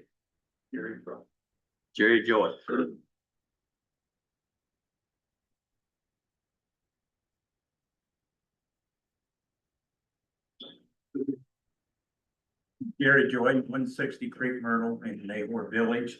And I'd like to go on record of being opposed to this reclassification also. I'm gonna bore you just with a few statistics and then I'll move on. Fluvanna County has 11,400 residents. Monticello Lake alone has 1,500 condominiums. They have, if you average 2 cars per household, that's 36,000 cars. Right now, we have 0 traffic on through our neighborhood looking for a auto shop. If we do this, that could be up to 720 cars going through the Nahor Village looking for an auto shop. That's a 720% increase in traffic. As the other gentleman said, the Crepe Myrtle Road itself is private. There's no barricades to keep them off. We absorb the cost of any pavement breakage, concrete breakage, whatever, and the people that use the motorized wheelchairs are legally able to do that because it is a private road. State highway, maybe you would consider something else, but this is a private road. But there's nobody 75 years old is going to stand out there in direct traffic, a 10-wheeler truck and go, you can't come through here where you're gonna look like a bug spot on the end of that bumper when they get done. So in addition to the traffic, the noise pollution, the lighting, the appearance of the grounds, and safety. Okay, now I'll wrap up this real quick, and this was taken from the land and use community design, sections 15.2 through 27.1. And it says spot zoning for relocation or reclassification of one of these tract lands, primarily for the private individual, is not permitted. It also says this spot zoning is contrary to that plan. Rezoning applications that do not complement the community vision are not approved. That is a prima facie evidence that this is being considered as a set zoning, and that's unacceptable. And you guys know it because it's in your own books. That is completely forbidden. Okay. And it says it also must add to the county. It's not adding to the county because they've already got a business established in the county. If they'd be coming from outside of the county, then maybe financially they would increase. But it's gonna be to our detriment, and I don't think, as Bruce said, being 75 years old, it's gonna be my last house that I buy. I don't feel that I should have to take my life saving to supplement the survivability of an auto shop. It's just not the right fit for that place. Thank you, Jim. Thank you. The next person is Chris Krashonik. If I apologize if I don't pronounce it right.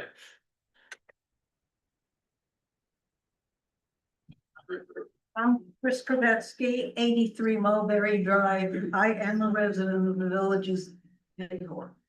And the gentleman that spoke before me, they are absolutely correct in what they have told you. 10 years ago, I spoke to planning and zoning before I decided to move. I was You need to assured speak louder. property Could you pull them up? Let's speak of the mic. into my, 10 years ago, I spoke to planning and zoning. And I was assured that the properties around the village were either agricultural or residential. They assured me I didn't have to worry about any industry coming in. Well, in the past 10 years, there have been a few changes. A dentist office has been inserted right into the village of Nahor. Traffic in and out all day.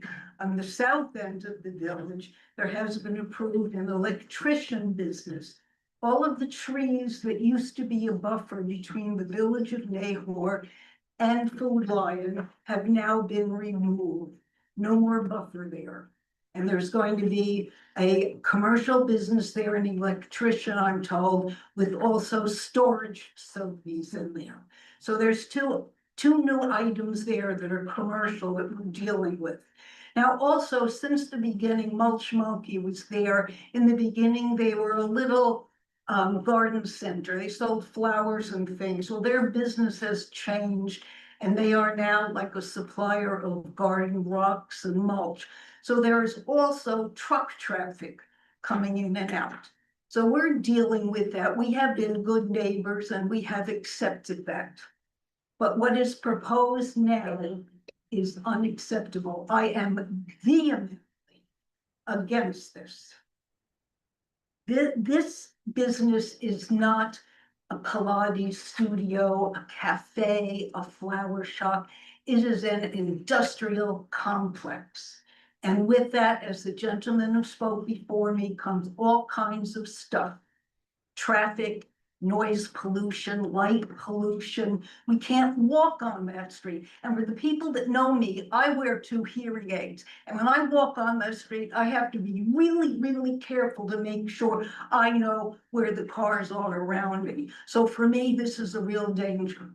Another danger that I can see from this industry, and I know this from personal experience from my family, these type of operations produce noxious fumes, carbon-based materials, cleaners, whatever compounds they use in their business. And the research has shown, and I have followed this for 40 years, research has shown that these compounds based on petroleum products, cleaners and paint and stuff like that, they're carcinogens. Now, one whiff of those fumes coming out of a facility like that in our neighborhood will mean the reduction of property values.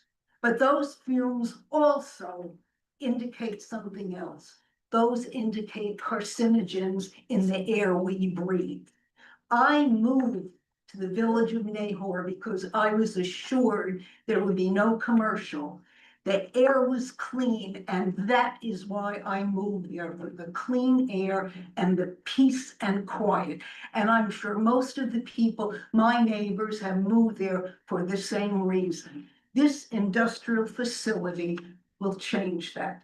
And nothing in the stuff that we have been told that they have given, there is nothing said about this noxious pollution, about the noxious fumes and the cancer-causing particles that could come in the air. And that is one of the big reasons I am so against this. As the Board of Supervisors, I really am requesting that you think about the small property owners.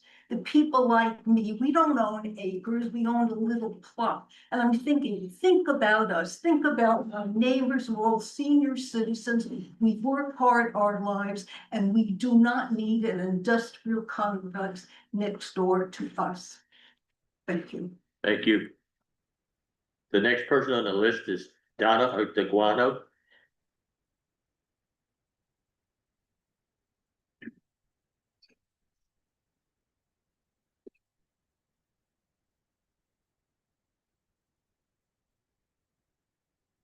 Hi, my name is Donna Delano. I live at 148 Craigburgle Drive, and I am actually very tired. I did not sleep at all last night. I had 1 hour of sleep this afternoon, and yet you call a meeting with a bunch of senior citizens right before a holiday, and I give prompts to all of my neighbors that have showed up here. I have to say, especially Wayne Knight, he always brings it. That guy is massive. But you call a meeting for senior citizens to drive at night. I can't see at night. I drove out here basically panicked, almost as a drunk driver at this point because I'm overly tired, but felt the need to still come out here for the neighbors that could not come out here. Our most senior, who's turning 94 December 2nd. We all put down good money to come out here. Again, I keep saying that. This is our investment in your county, our county. Somebody shows up and they say, we're gonna build 355 homes behind you. I move in. This is what I get. Welcome to Fluvanna.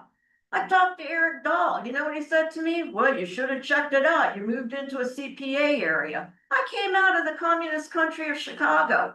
What do I know about a CPA? I thought a CPA did my taxes. Well, I got a fast education on that one. And I show up at these meetings because it's important. And I'm here to fight against this thing because these are not good people.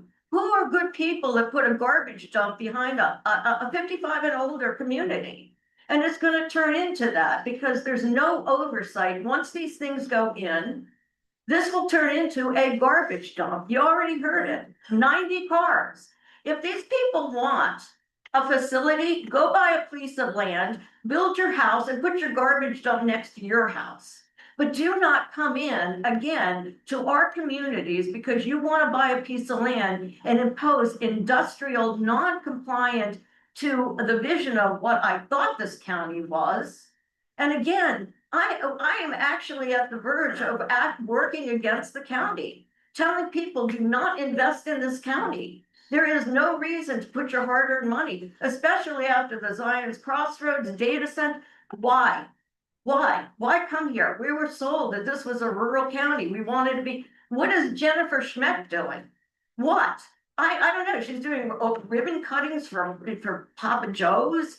She's not bringing in anything agribusiness that we were promised from her. We're getting to be an industrial county, not a rural county. And I would appreciate that, again, you guys think about that for the people. You are stewards of this county as much as all of us. We invested here. But this is unacceptable. Not good neighbors, not good neighbors putting a garbage dump next to 55 and older. Unacceptable. It was also unacceptable the way this came down. It came down fast, and there are a lot of people already going off to see their grandkids. Most of the people couldn't get here. It's late at night, and again, I thank my neighbors for showing up. I'm very impressed. But you cannot impose this on a bunch of senior citizens. In Chicago, the communist country I escaped, I lived right next to, I bought my condo, my townhouse. I backed up to it. They were gonna leave in a year, so I knew that. It's noisy, they start early, do not buy that it stinks. Trust me, I've already been there. I've seen it. And they didn't have place to park 80 cars. But again, are we gonna have the burden of having to call the sheriff? Sheriff's not gonna do anything. You guys are gonna be back on 40 acres, whatever acres, wherever you guys live. This ain't gonna be your problem. It's gonna be senior citizens' problems. Because I did not move out here to live with Gomer and Goober, okay? I love the fact that I traded out Marshall Fields for Tractor Supply. That's fine. But I did not invest in my money to live next to Goober and Gomer and a pile of junk. Thank you. Thank you. The next person on the list is Lori Klein. Okay. Give us the laugh. It's me. Oh, okay. Well, I think I made a mistake. somebody put your name on. Hi, I'm Lori Klein. I live at 113 Mulberry Drive in the Villages of Nahor. I hadn't planned on speaking, but I really feel like this business is not in the right location for our community. It's more of an industrial complex. Guessing probably most of my neighbors feel the same way. I moved to this community for peace and quiet. And that's something that I'm definitely not gonna have. These people are our new neighbors. I also want to say, in our community, there are a lot of people who walk every morning, every evening, they walk in the road with their dogs, big groups. And the thought of people who don't know that driving through our community terrifies me because like this last woman said, she wears hearing aids, she can't hear very well.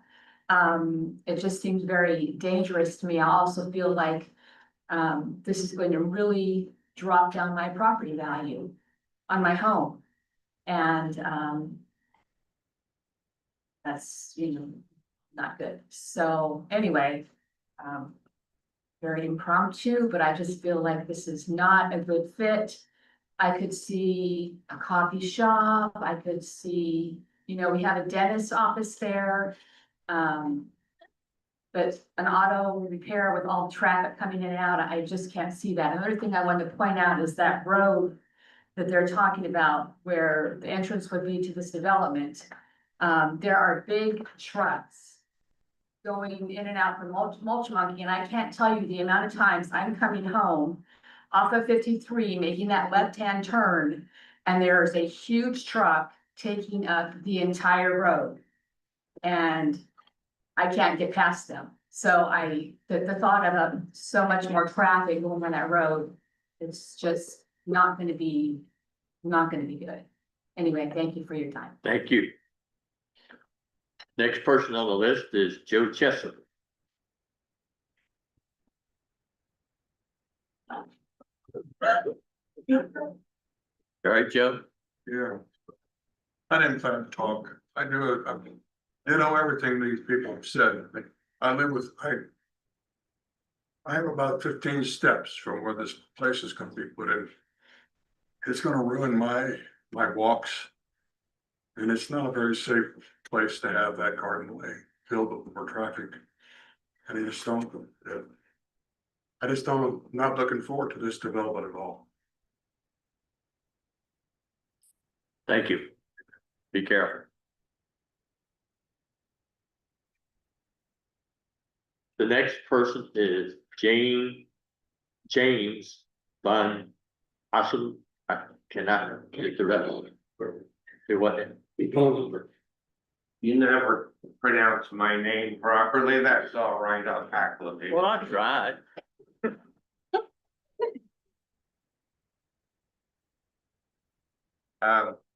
This body. Thank God the attorney's here. Is this convened under Robert's Rules of Order? Or is it just the Board of Supervisors? We're the planning commission. And The question, it's not a question and answer period, but if the chair directs me to answer the question, I can. okay, let's assume that it is. I have read Robert's Rules of Order. Decades and decades of reading it. It is a considered and deliberate body. You are required, if you are convened under Robert's Rules of Order, to be a deliberative and considered opinions must be taken. So in other words, you don't have enough information. I'm sorry to shake your head, Mr. Bibb. Rick Hernandez, right now, he's, the county ag extension guy, I guess somebody here knows him, is looking at soil samples, but in conversation with that gentleman who works for the state and the county specifically, soil samples, it's a problem.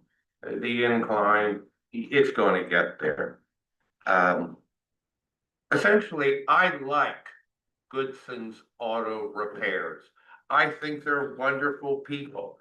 This is simply not an appropriate location. Now, I know it said 7 a.m. to 7 p.m. 5 days a week, but it smells like there's going to be a towing operation involved. I am awaiting for a response from state police up in Culpeper. They couldn't get an answer to me whether they can tell me that a towing operation has been applied for this location. I know it said in the presentation that they would be 7 to 7 for service. Towing operations are 24 hours a day, 7 days a week. That's why the state police is involved. It does involve impoundment of personal property, and somehow it's been suggested to me that under impoundment of personal property, that there is a necessary required need for chain link fencing around the property. So it's a little different than just 7 days a week. Yeah, that's for servicing the vehicle. Once the towing is involved, it changes things, and you got lights going 24 hours a day. I mean, with tow trucks, that sort of thing coming in there. Look, this is the industry itself, the self-service industry, self-defines itself as an industry. So maybe it belongs in areas zoned for industrial, not this. I don't know.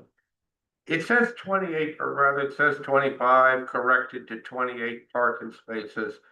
Right now, if you look on Mr. Goodson's property, now under operation, and again, I like Mr. Goodson and his wife, but right now, I think that on their plans submitted to the county, accepted, and everything else, they've got about 12 parking spaces. 4 weeks ago, they had 107 automobiles there in their 12 parking spaces.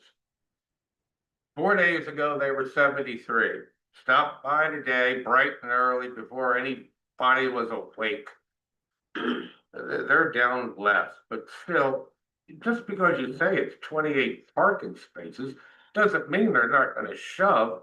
If it's 4 bays at their present location and they're going to have 12 bays here, I don't know. Math tells me that's 3 times as many. Does that mean there's going to be over 300 cars on those fields? Could be. Yeah, we all know that service station, there is lots of fluids. Now I see they're going to do collision repairs and painting and all that. That's fabricating, and fabricating is industrial. And industrial, yes, they will have requirements from DEQ because of all of the hazardous materials. Thank you. I'm going to go higher. Please. The next person is Sandra Radford.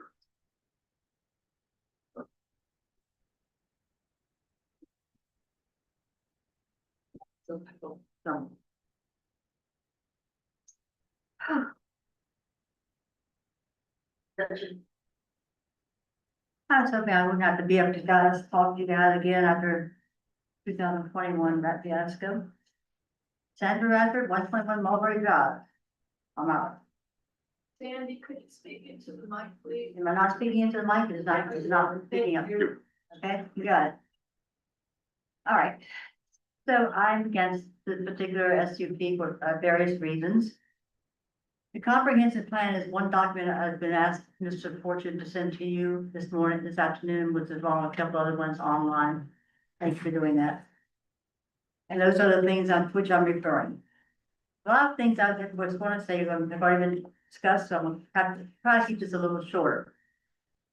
One thing about the comp plan, it has a mission statement that says, in effect, Urbana County is committed to providing an excellent quality of life for our citizens and businesses throughout through the efficient delivery of core services and programs while preserving the unique identity and rural character of this county.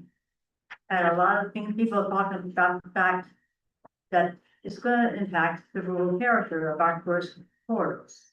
And by the way, a shrub is not screening. Okay? A shrub is what you put in front of a small building that doesn't show up and it's now it's screening. And you're in that sense. Is an irregular application on the auspices of both the comp plan and Articles B-C, business convenience, and Article 11, industrial limited I-1 of Section 22 of the zoning code. The comp plan speaks of spot zoning. I don't want to go into that very much, except for one comment about this application.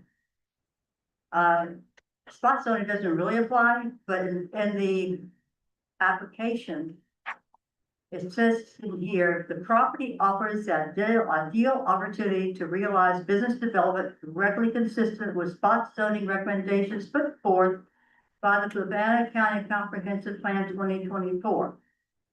My part here is I'm confused about what Shemp is saying. Are you saying this is spot zoning? Or we are not doing spot zoning? Lack of clarity is one reason right now to say no, not to consider deferment, not consider denial, send it back to the drawing board, not ready.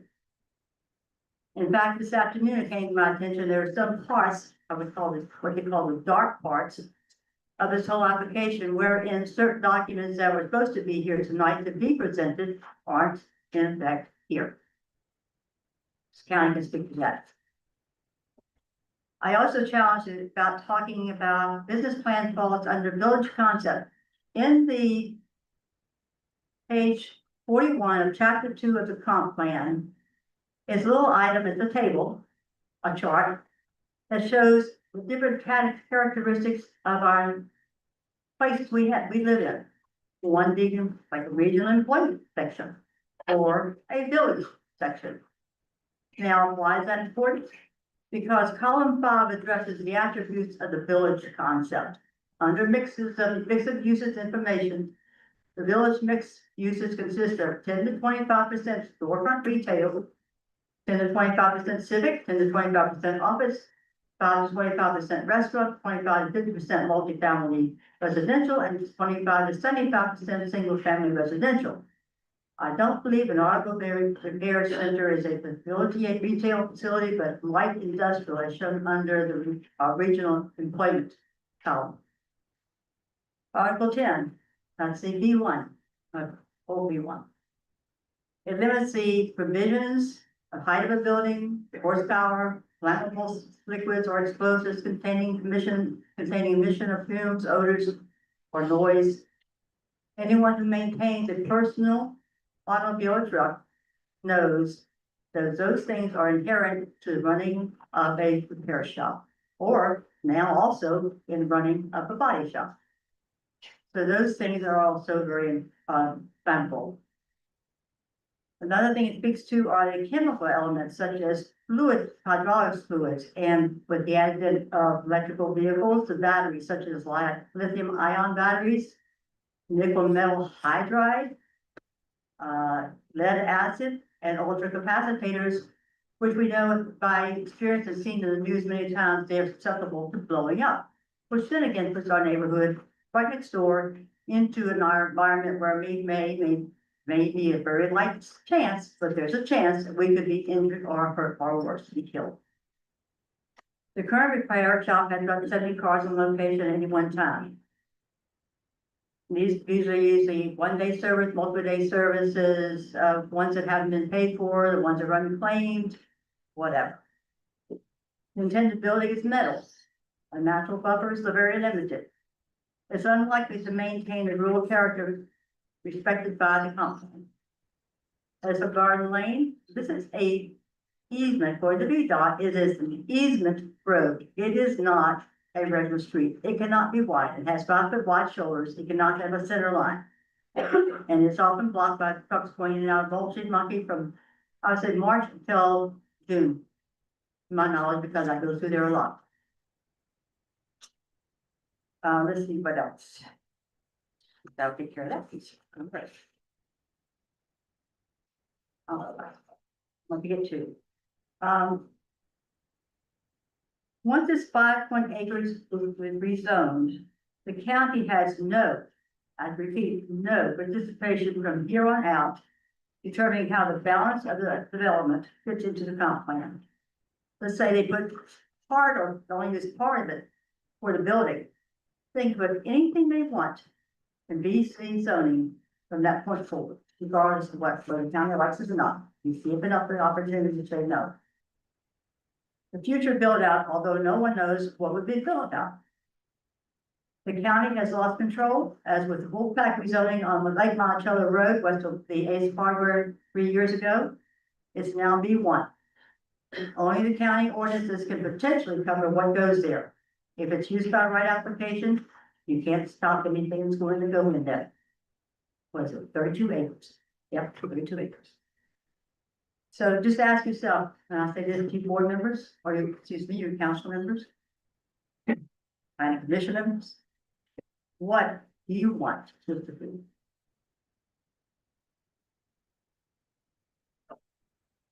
Thank you. That was the last person on the list. Is anyone else? Excuse me. I'd like to speak. I didn't sign up. Hold on just a second. All right.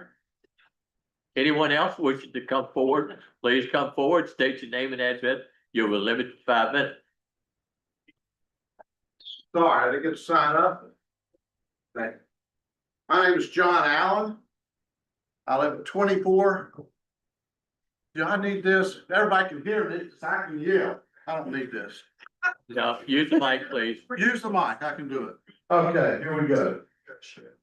I've been in the business. You need to, sir, proper decorum, you need to address us. Excuse me. Need to holler or anything like that. Please speak sensibly and to us, I okay? will, sir. Thank you. Thank you. I've been in the business, as Mr. Goodson has, for 45 years. I've been in parts, I've been in all those sections. I would like to challenge each and every one of you sitting here tonight, if you have not been out to our community, to see what we're trying to express to you. There are a number of issues danger-wise with the roads. If you start at Effort Church, there is a gate for those of you that live in Lake Monticello. As you come down from Effort Church, how many times have we seen an accident there due to whatever, but that gate that is there, it backs up, as we all know. Each and every one of you know that. Now imagine coming around down towards us or the community that we live in, and you come around up over a hill to where Mr. Goodson wants to put his automotive shop. Whether you put a turning lane in there or not, you come over that ridge at 45 miles an hour, which most of us don't, let's be honest. You've got a dangerous situation there pulling into that automotive shop, into that land. Something that hasn't been mentioned is when these technicians get ready to test drive their automobiles after they have repaired them, they gotta find a place to test drive that vehicle. Now, I don't know of a place up there where they've got to test drive a vehicle properly to make sure it's running correctly, except maybe, guess where, Garden Lane. 53 is not the place to do it, but that's where they're gonna try to do it. And the speeds that sometimes they test drive these vehicles, whether they would want to admit to it or not, it's not gonna be good. And then we're gonna talk about coming into our community from, let's take it from Food Line up to where we call the roundabout now into our community. You shouldn't be doing over 15 miles an hour. Our community is quiet right now for the most part. You put that automotive shop where he wants to put it, that is gonna be a major problem. I challenge each and every one of you sitting in front of me right now to come up and drive through there and drive within that little triangle of roads. You'll see exactly what we're all trying to tell you. I've listened to all the residents that live beside me and near me. They've expressed it as best as they know how. But I was in the business and I know what happens in this business. And I venture to say some of you in our younger life may have been in the business also. You know what I'm trying to say.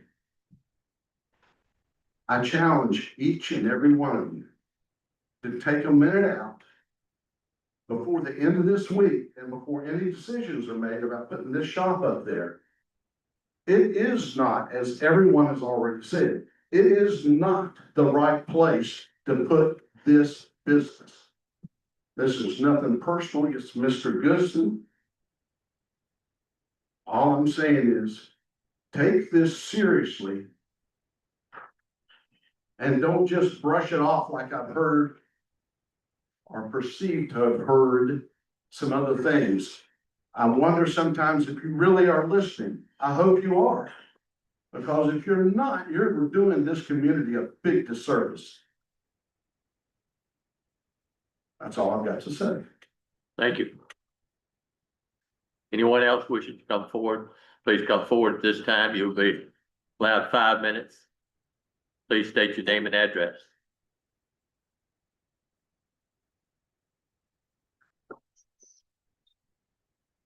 Tracy Smith to Sandy Beach Court. I had not planned to speak on this, but as usual, when there's community meetings, I never know about them because I don't live within a mile, but I live in this county, so here I am.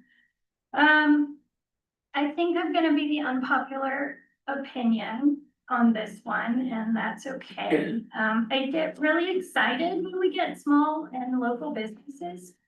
At some point, we are going to have to realize that we do need more businesses in the county if we're gonna help with our tax base. If we continue to deny everything, I hope that everyone knows that we are guaranteed to get another power plant. Taxes is what everyone talks about when it comes to Tenaska, so I'm so excited to know that I will see so many new faces that are gonna come out when discussions are on the table again, so that we can talk about the pollutants and the quality of life for specific generations. So You I need to be just wanna talking- say that I welcome this. Excuse me just a second. business You need to be talking about I this- want to say that I welcome this business to further the taxes in this county. So I do agree some additional entrances to that business from 53 should probably be looked at. No one does 45 on that road, so I do agree with that. I think maybe fewer entrances and exits from Route 53 would be amazing. So again, I think this is a good local business and something to bring into the county. Thank you. Thank you. Anyone else wish to come forward, please come forward at this time. You'll be limited to 5 minutes. Please state your name and address.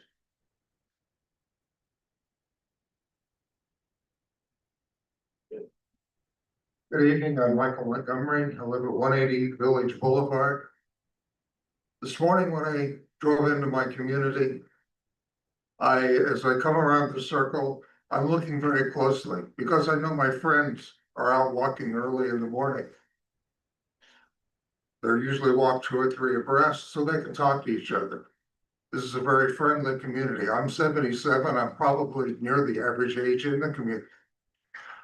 I wear hearing aids, as most of my neighbors do, and still don't hear well. These people walking, I have to be careful as I drive through the community because they don't hear me. I have to look out for them. People coming to a business are not going to be looking out for my neighbors. This is not the right place for this, and Village Boulevard will be used as the main entrance into this business. Thank you. Thank you, sir. Anyone else wish to come forward, please come forward, state your name and address. You will be limited to 5 minutes.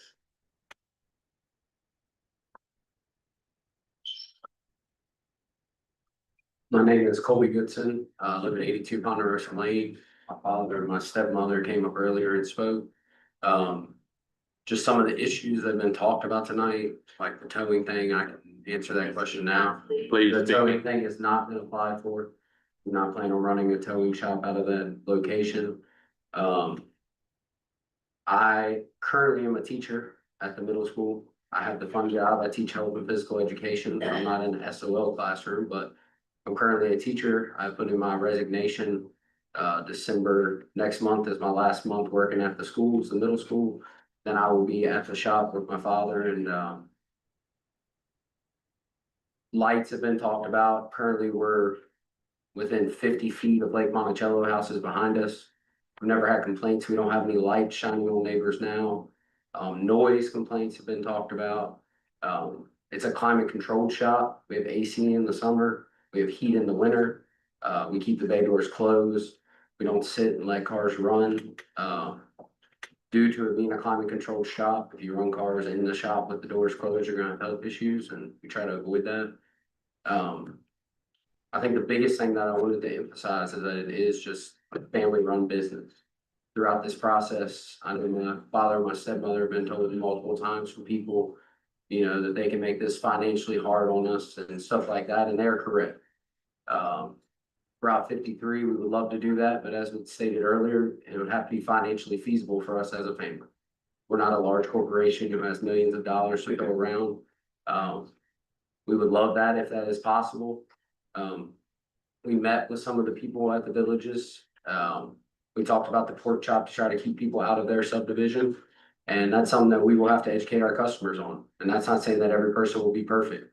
I'm sure there will be some people who do not, you know, follow the guidelines or what we suggest, and we will do everything in our power to be good neighbors. We will help them if we can. We try to be good neighbors now. If you went and asked anybody who's around us, I think they would tell you the same thing. If someone called us and they said, hey, our battery's dead in our car, we would send somebody over and we would help them. That's just the kind of people we are.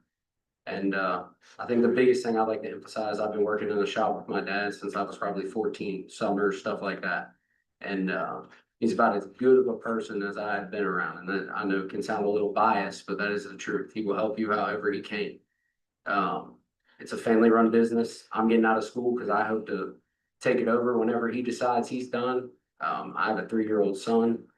Hopefully maybe one day he'll decide he wants to run it, who knows? But we just want to add something to the county, add a service that anyone can use, and be the best neighbors that we can be. And I just wanted to come up and give my 2 cents. So thank y'all.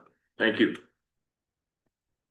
Anyone else wishing to come forward, please come forward at this time. Please state your name and address. You will be limited to 5 minutes. There's a lady coming right behind you, sir. Watch out. Okay, I just didn't want y'all to have a collision. We're fine.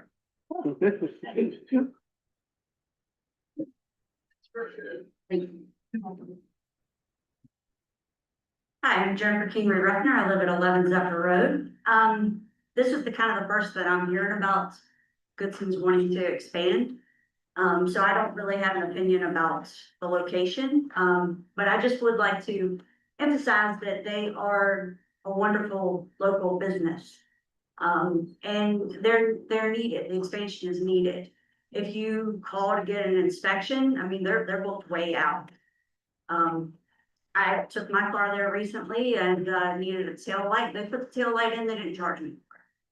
Like, that's a good community neighbor.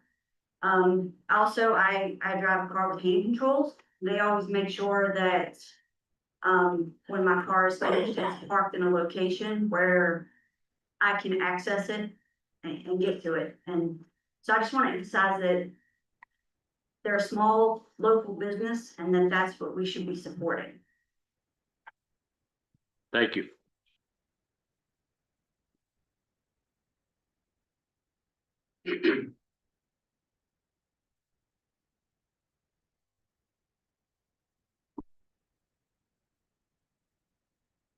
My name is Steve Bevis. I live at 149 Tulip Drive, Palmyra, in the village of Nahor. My wife and I moved here 8 years ago this month from Arlington. We had raised 3 daughters in Arlington and decided we looked at each other one night and said, we need 5 bedrooms and a corner lot in Arlington, like we need a hole in our head. So we decided to start looking around. We looked in Williamsburg, we looked here, we looked in Orange County. We settled on the villages of Nahor because it presented the kind of life that we wanted to have during retirement. In Arlington, there was a phrase that they liked to use. It was called the Arlington Way. And for the most part, it was a good way of looking at development, and I have no complaints. I would ask you the same questions here. Where we live now, we have a storage shed community being built basically on our front porch. So one end of the community is surrounded by a new storage development, which for the life of me, I cannot figure out why Fluvanna County needs another storage facility, but that's another question, I guess. And now the proposal is to build a 12-pay auto repair shop on the other side of our development. This was a very well-planned 55-plus community. One of the things we liked about it originally was that it was a relatively small community. It's only 74 units. And I want to also say that I come here not to disparage that someone before had said that, but I don't know the Goodsons. I've never had the opportunity or the privilege of using their services. I'm sure they're fine people. I just believe strongly that this is the wrong place for this business. And this is not a new business. This is an expansion of an existing. I think it's the wrong place for it. I think they should be given the opportunity to expand, but not here. It's butting it next to a residential community of 60, 70, and 75-year-olds. It's just not a good fit. Finally, I grew up in a rural county, in a small town of about 12,000 people in Alabama. My father was one of the managers of a Chevrolet dealership for close to 30 years. Now, I, like the gentleman who spoke a little bit ago, was around this type of business. It was for that size area, because it was close to Birmingham, Alabama, a large dealership. It is loud. I worked there for 3 summers during high school for my father in the parts department. But that business and several other dealerships were between 2 major highways running on either side of it. It wasn't close to a residential district. So I'm reminded a lot of what the famous Southern writer Thomas Wolfe once said. He being from our neighboring state of North Carolina. Mr. Wolfe said, "You can't go home again." Please change the way you're looking at development in this county so that people will want to come home again. Thank you. Thank you. Anyone else wishing to come forward, please come forward at this time. state your name and address, you'll be limited to 5 minutes. Seeing no one coming forward, we will end the public comment section at this time. If the applicant would like to do any rebuttal, please come forward.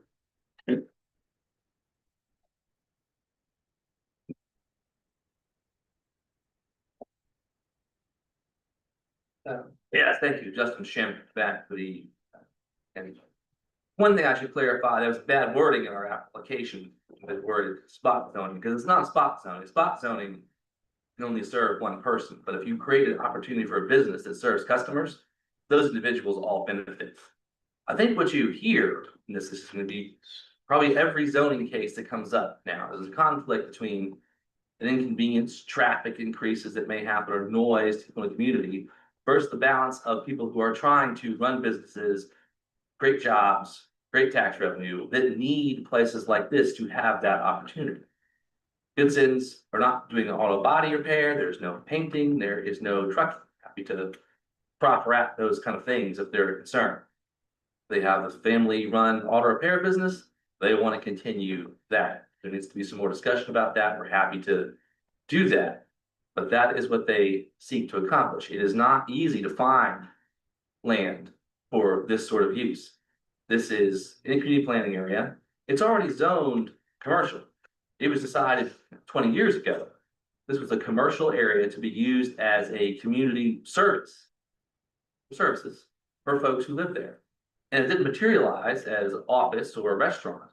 But if you try to get your car serviced, you know it's difficult to get into a shop, because all the owners struggle with finding spaces to be into, finding employees. They need an opportunity like this to expand their businesses to serve people in the community. So it's a different sort of service business than a hair salon or Pilates studio that was mentioned.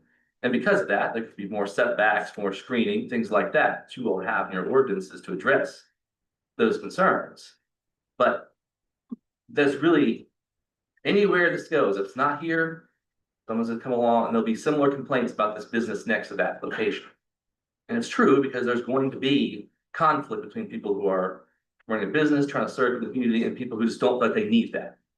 Unavoidable, and you will have the hard decision of working through these. But to say no to a place for a local business that's already zoned for a business is tough. Talking about 9,000 square feet versus 35,000 square feet. So it's not as intensive a use proposed as what's allowed there currently. Let me check my notes if I could quickly.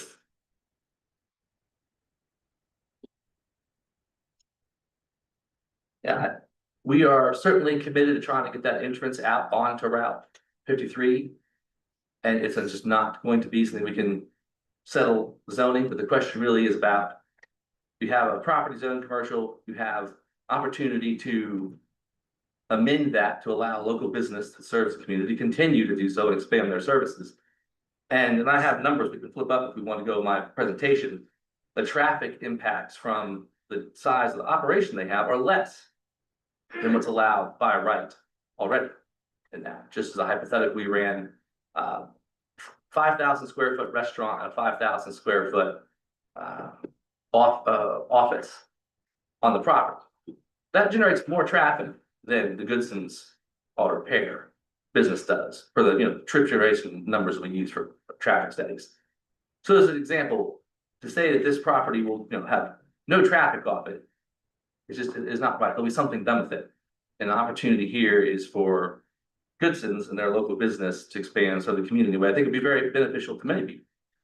So that's really the main items I want to address. We are again happy if there's specific proffers or items that commission feels like we should include for the board. We're happy to listen to those and incorporate those. I think you've heard what we want to accomplish. We're not trying to accomplish anything other than that. Thank you. Thank you.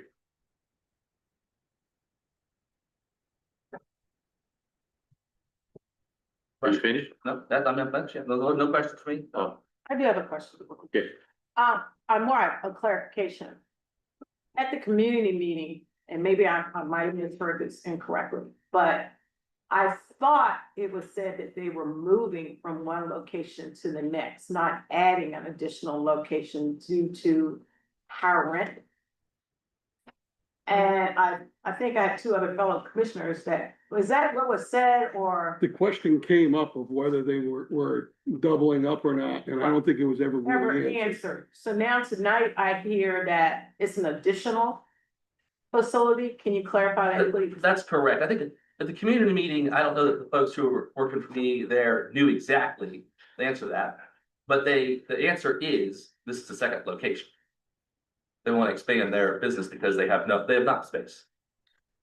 What is the current parcel zoned? The property about here The property that's under consideration this evening, what is it currently zoned? is zoned R3. Okay. Yep.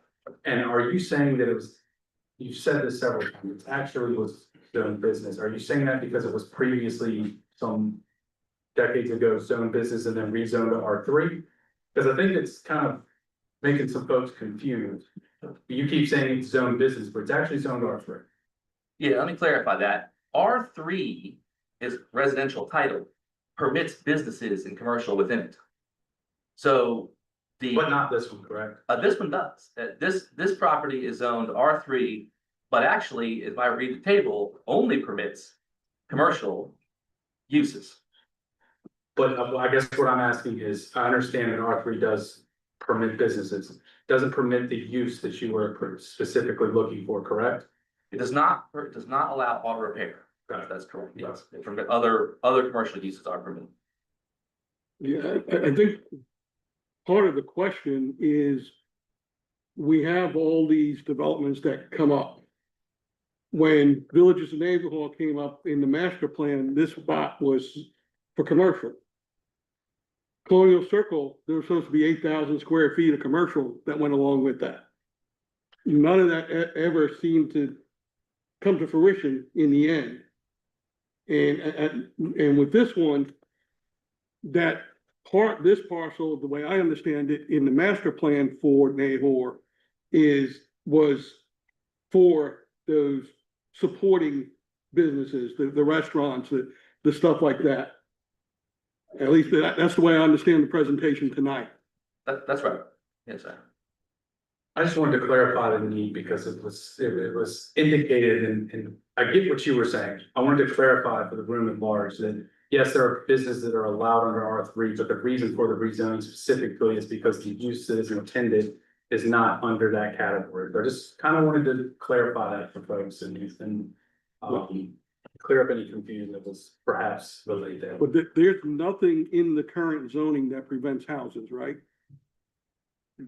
No, sir. How many townhomes? I mean, it's only 5 acres, but It's what's the 5.8, maximum number of dwellings it could be? 2.9 per acre. And there's 5.8 It's not acres. multi-use because it's R3, or excuse me, it's not I can't, remember. multifamily. it says 2.9 residences per acre is what it says. So if you do the math, it's roughly 16, almost 17 residents by right could be built. Now, things that will limit that will be the topography, things like that. But right now, you're looking at, if you could develop houses on every bit of that property, you're looking at 5.8 times 2.9 is 16.82. So by right, that's how many houses could be built. So, Am I correct in my math? No, I'm sorry, I was just checking the ordinance to confirm, so townhouses, multifamily dwellings, single-family attached, single-family detached, two-family dwellings and group homes are all allowed by right in R3. Yeah, so that's by right. Right now, that's what could be built there without ever having to come before the public. and my next question is, at your current location, is there a possibility of enhancing that facility instead of building a brand new facility a few miles down the road? Well, I don't, maybe the Goodsons can come. I don't believe they own that land. They rented, I believe, that. No, we don't. We lease. So, I mean, that area is pretty confined, right? But also the benefit to a business of having multiple locations to serve customers applicable to that. I bet they're interested in having the location for that reason also. Well, I guess I'm asking is why 2 locations in the same place? Why not somewhere else in the county? I mean, the the proximity is mighty close. They're all at Lake Montello. Two locations, and I'm just trying to understand why two facilities in the same location and not elsewhere in the county. I think I can answer that. The demand right now, like someone earlier said, I mean, if you call for an inspection at our shop right now, you might be a month or two out, like it's that busy. And, the building we're in, we had hoped, you know, like possibly to be able to buy that land or whatever and expand on it, and that's just not gonna happen.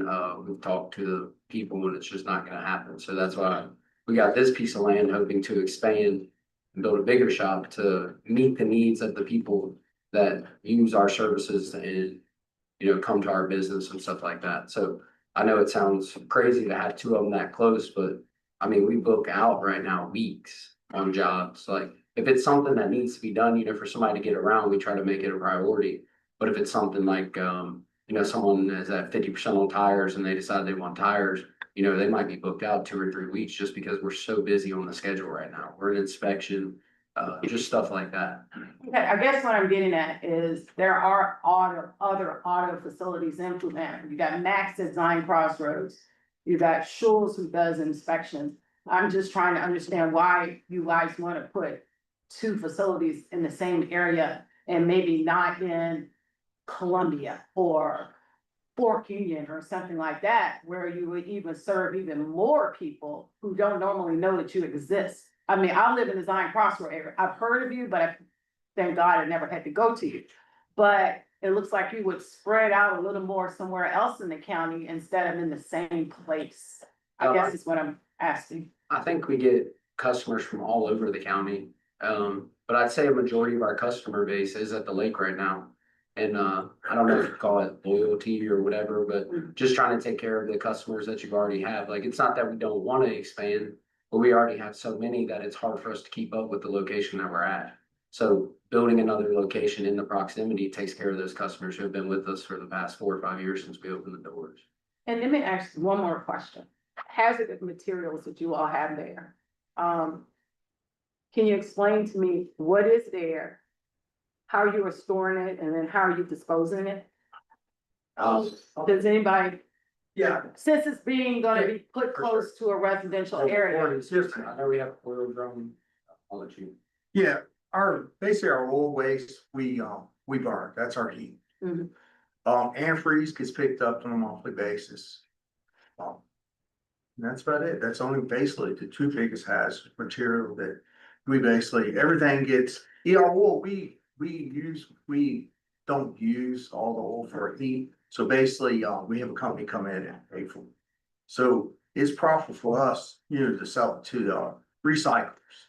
Basically, our oil ended up being Mobil 1. Mobil 1's all recycled. And then any tires, like we do tires, we have a company that comes and picks those up. Batteries go back to the parts store where they came from. We don't keep batteries, like old batteries on site. They go back on a daily basis. What about oil from like oil changes? Do we burn it? You burn it? Or we sell it back to the Okay. oil companies?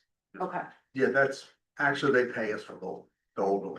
It's a very small amount, but we do get paid for it. and can you really clarify, because this wasn't really answered in that community meeting either, and I was there.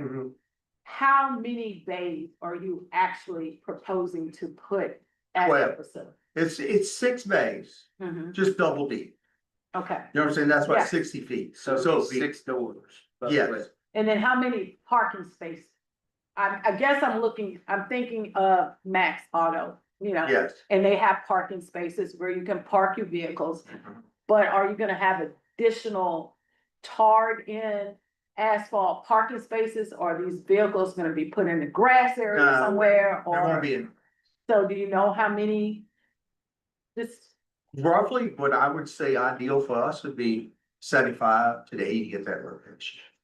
and what do you propose to do about cars? And again, this was the Yeah, answer to to be honest that. with you, I never want to be that guy to take someone's car because Right. if they're financially, they can't fix their car financially. I didn't want to ever take a car because they're already on hard times. But I see that's a concern. I've already reached out, like 45 days is, no one can give you a definitive answer when I can take a car and what's legal, because I don't want to get in trouble either. But 45 days is what everybody's saying. So 45 days, I've got a company said they'll come in, they'll take them, as long as they're 10 years or older. If it's not 10 years, state of Virginia really won't let me touch them. So they just sit there. Yes, I don't really have an explanation for anything less than 10 years. If it's over 10 years old, I can get rid of it. Are they gonna be confined in a fenced area or there's gonna be some shrubberies? or Well, it's something only that doesn't shrubberies. see- Yes, that there's- Neighborhood doesn't see it? or- Yes, it's gonna be shrub. We've already told them we would do anything. And like, if they have a concern, they'll be able to come see my son, me, or my wife. And believe me, we're not in the business to make enemies. We want to be a great neighbor. I mean, cause it's not beneficial to us to make them upset. You know what I'm saying? I want them to, you know, when they come say, hey, I got an issue with this, we'll take care. And the cars like that we have at the shop currently that have been there for a long time, like that's been a concern for us as well, but like he said. He said that we, you know, haven't been able to get a definitive answer, and it's also something like he said, you know. You don't wanna take somebody's car for them, or say they're on hardships for 2 years, and then all of a sudden they decide, hey, I can fix the car, and now their car's gone, and it's at a scrap yard, or it's already been whatever. And then you have to sit there and answer to those people like, you know, you don't wanna make somebody that's going through a rough time and make it even rougher, but it is an issue that we have talked about like internally and stuff like that, and it's something that we're gonna have to address moving forward. And then I have one last question. Sorry, planning commission. How long has the average car stayed on your existing property? The average car, A car, how long has a car stayed on your property without anyone coming to claim it, pick it up or anything? Now, I wouldn't say average, but we've got a couple cars there, been there 4 years.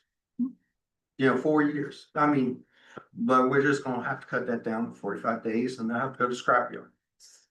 I hate to do that, so, you know, hate to be the person, because some of them cars are $10,000 cars. I've got a really nice Subaru there. It's probably a $10,000 or $15,000 cars sitting there because it needs a transmission. And you can't, and the bad part, you can't contact people.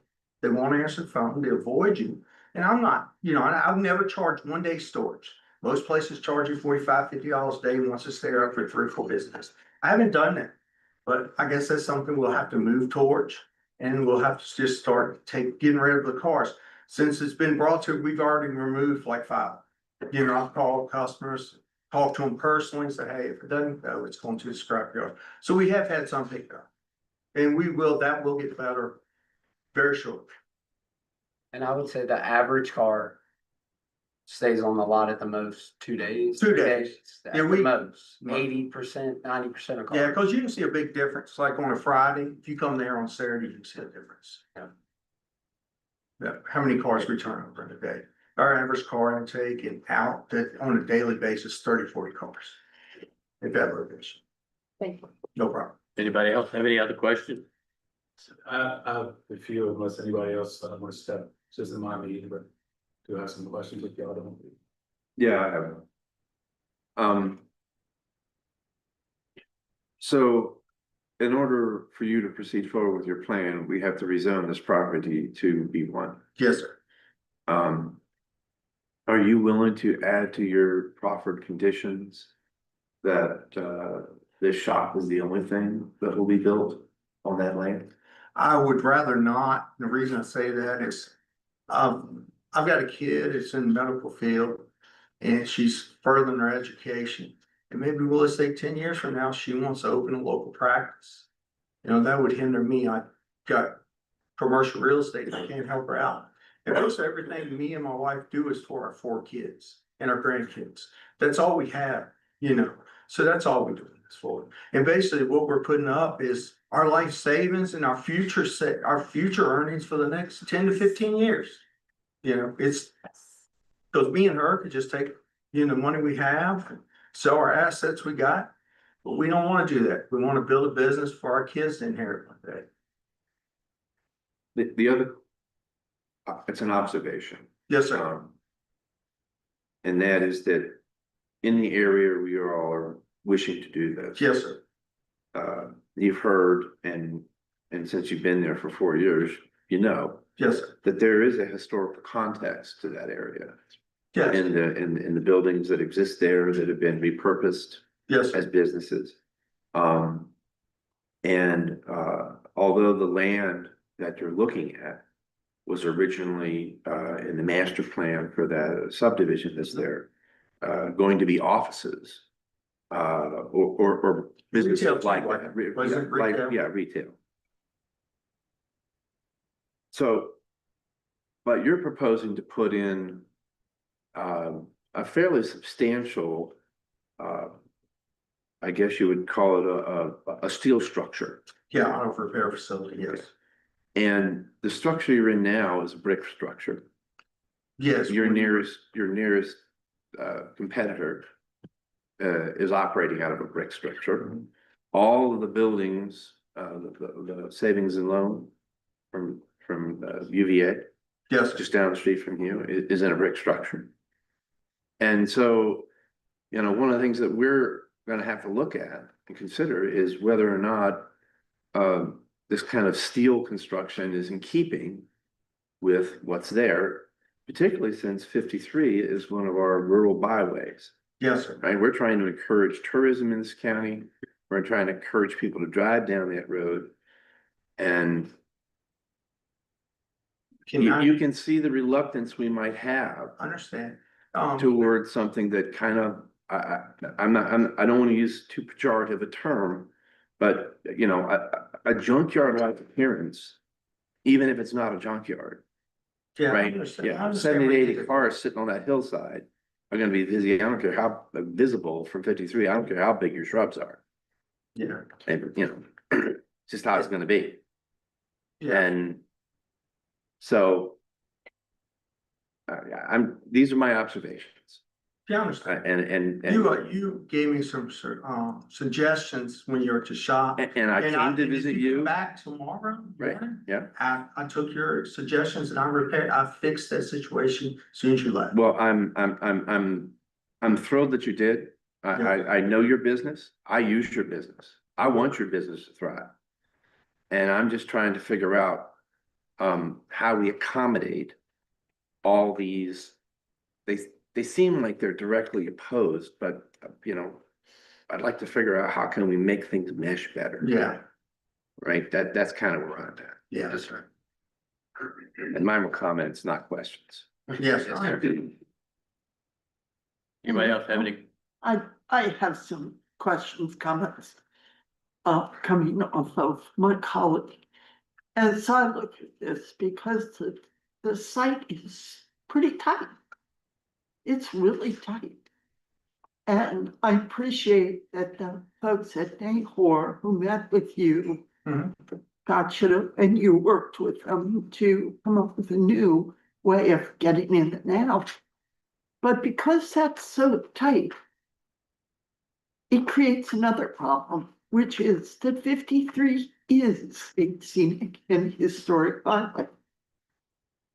So what may have made it a little mitigated some of the effects over here creates other adverse effects.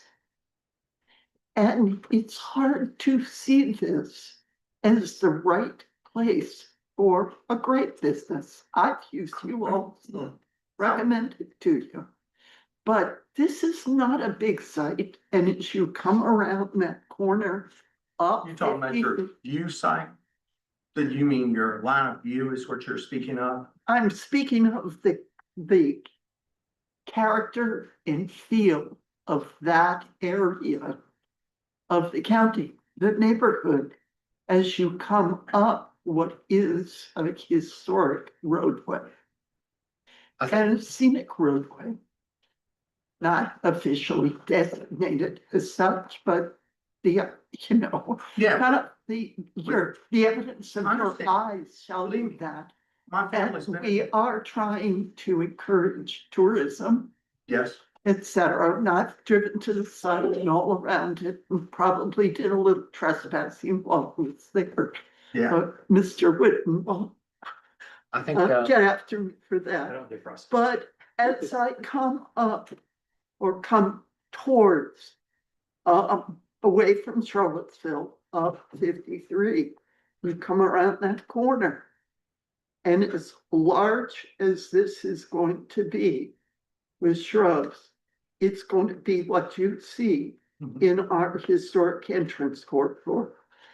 Well, And that's unfortunate. I'm not sure that what you've discussed in terms of mitigation or whatever with a large steel double row building and some shrubs, and now in and out on 53, this, great treasure that we have, notwithstanding, and above and beyond that, of course, is this special neighborhood and some special businesses in historic buildings.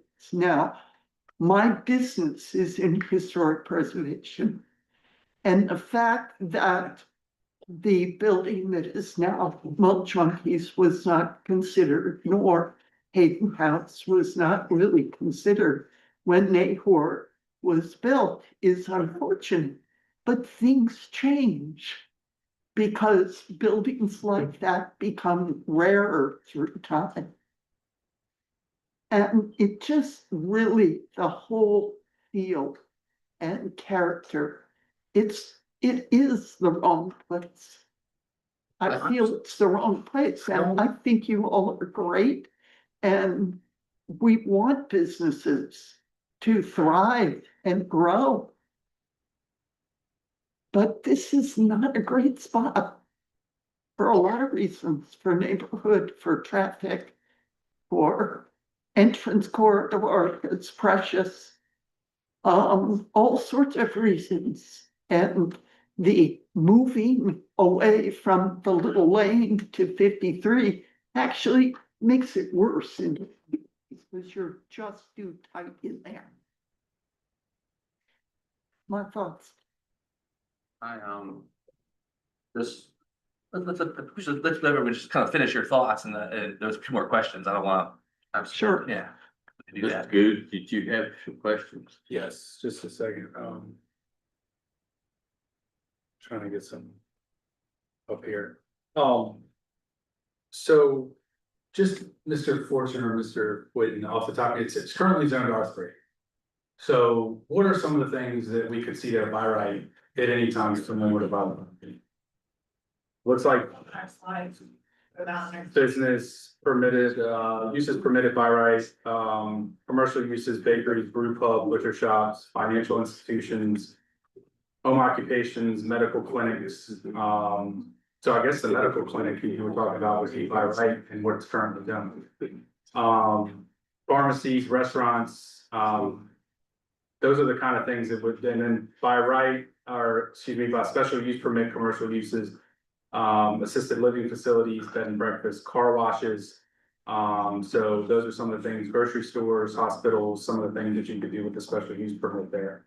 So there are a number of things that tomorrow, I guess, and the owner of the property could apply for and have something there, and they wouldn't have to come before the county to figure out what looks best or how we might like to see things. Is that correct? They could just build it however they want, submit a site plan, we never see it. Unless there's a special use permit. Correct, but those by right uses are used, correct? Okay. It just couldn't exceed 35,000 square feet. right. Is correct.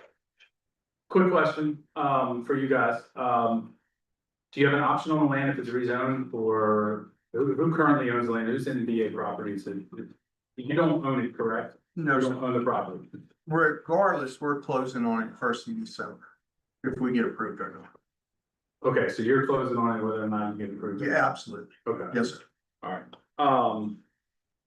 I mean, what could potentially cause that to fall through? Because I know my concern would be if you don't close on it, and then all of a sudden we rezone something, and then there's all these uses that could be done there. There's no, the financing's already there. Okay. It's not going to fall through. Okay, and there's some other things, I want to say, I appreciate you all coming forth tonight. I know you're members of the community, your business owners in the community, your residents of the community, as someone who's a former teacher who is now in business with his father and has a 3-year-old son. I have a lot of sympathy for where you're coming from in a lot of ways. As someone who will eventually make the ultimate decision on this when it comes before the board, I know that I also have a duty to hear the concerns of everybody that's been sitting in here this evening as well. So while I have a lot of sympathy for you, I guess I can't let that mean that what some people have brought tonight fall on deaf ears when I ultimately have to make a decision on this. There's a lot of things that, you know, you have said that this wouldn't happen or that wouldn't happen. As people, good people from Fluvanna County that I bring my cars to, my wife's car to, and I trust my wife to go up there without me and say, Goodson, they'll get you taken care of. Okay, so as good people who I feel like we can trust, there are people in this county and people sitting up here have been told things, and I'm not saying developer in the sense of Amazon or something like that we're gonna do X, Y, and Z, and then it gets rezoned, and there's nothing in there that requires them to do X, Y, and Z. And so those are where my concerns lie, because I can't address the concern back here. I can't help you help yourself without some sort of thing saying, this isn't going to allow X, Y, and Z that you said wasn't going to happen, to then turn around and happen, and then next time I visit the villages of Nahor, they're like, well, you said this wasn't gonna happen, but it did. And so I think that's where my main concerns come in as someone who is ultimately gonna have to vote on this. Is that, you know, things were brought up about the corridor. And the point I was making earlier about that is there's a lot of things that could go there by right that could potentially damage the corridor. And I know you know that, Ms. Kilpatrick, and I understand, so I'm not doing a gotcha thing there. That is something that I'm considering within the context of what you were saying. And so, but here are some of the things that if we were to just, if I were voting on this with the board tonight and we're set in stone when I made the decision, if I were to say yes tonight, here are the things that you said that I wouldn't be able to enforce with a simple rezoning. Number of bays, 12 bays. You could go up to 20 bays. And there's nothing that the county could do or say about that. Number of parking spots. You mentioned a certain number of parking spots. There's nothing I could do or say if you wanted to exceed that. And the hours of operation. I mean, I don't think you guys want to work on Saturdays and Sundays or beyond 12 hours on Monday through Friday, but I would have no way of enforcing that. A couple years ago, before I was on the board, they rezoned through a special use permit, or excuse me, they didn't rezone, they negotiated a special use permit with Cobb's recycling, which limited their hours of operation to, I'm not asking you to limit anything, but it was negotiable because it was the terms of the special use permit. And so, another thing, Mr. Goodson, I take you at your word. I see a lot of myself in you. So when you say you're not gonna be doing towing and storing things there and having people from Charlottesville come pick up their cars, I believe you. But there's no way for me to enforce that when day on down the road, you say, no, I told him that night, but I got my rezone and there's nothing they can do about it. Let's go ahead and do some towing. Again, I believe you, but there's nothing to stop you, you know, trust but verify. It is always my philosophy in life. Blocking cars from view.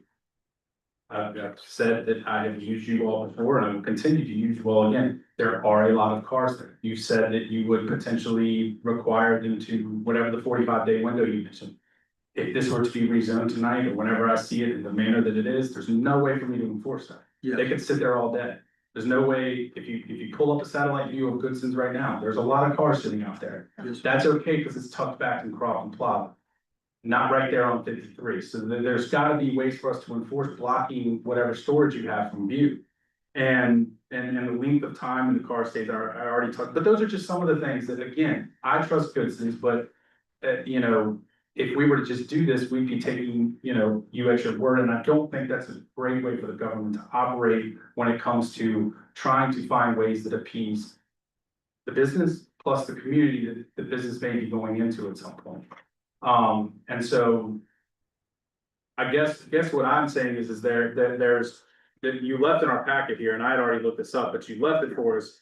You know, there are ways that you could apply for a zoning that would allow you to do what you're trying to do through a special use permit, which would allow us to negotiate and make sure that we're taking into account people's concerns back there, but also taking into account some of the things that you want to do and trying to help a business expand itself in our community, contribute to our tax base, and allow someone who lives and operates a business here to increase their revenue, and which helps everybody as far as the tax base is concerned. Yes. And so, you know, if I were voting on this tonight, I don't know that I'd be able to say yes. I don't know that I'm a no, but I don't think there's enough information here or enough way for me to enforce for the people what you're saying you want to do. without me, you know, or the county itself having a way to enforce that later on down the road. So I trust you understand our position on that, and that's not really a question, but a statement of explaining where I'm coming from. I'm not trying to beat you up. You know, but those are the kind of things that we have to look at from our seat looking out. So I don't know if that's something that you all would be, you know, willing to consider as far as is going that route, but I'm sure Mr. Schimpf would probably have some thoughts on that. Sure, yeah, and so your comments are all very fair, and the government's job should be to verify and enforce these things, right? And the Goodson is certainly no intention of anything else, but you should, that's what proffers are for. We started off this meeting with a discussion about the planning commission looking at different zoning actions, and one of them is a zoning with proffers. And so Mr. Goodson does not own the property yet, he cannot sign a proffer statement. But when he does, he can turn in a signed proffer statement that outlines these concerns you brought up. And maybe there's a number, maybe there is a bay, this is things you gotta think about for your purposes, but there's a limit number of bays, or maybe it's a limit number of square foot. So we could have a future expansion of a medical office, for example. That's gonna be not an unreasonable use here.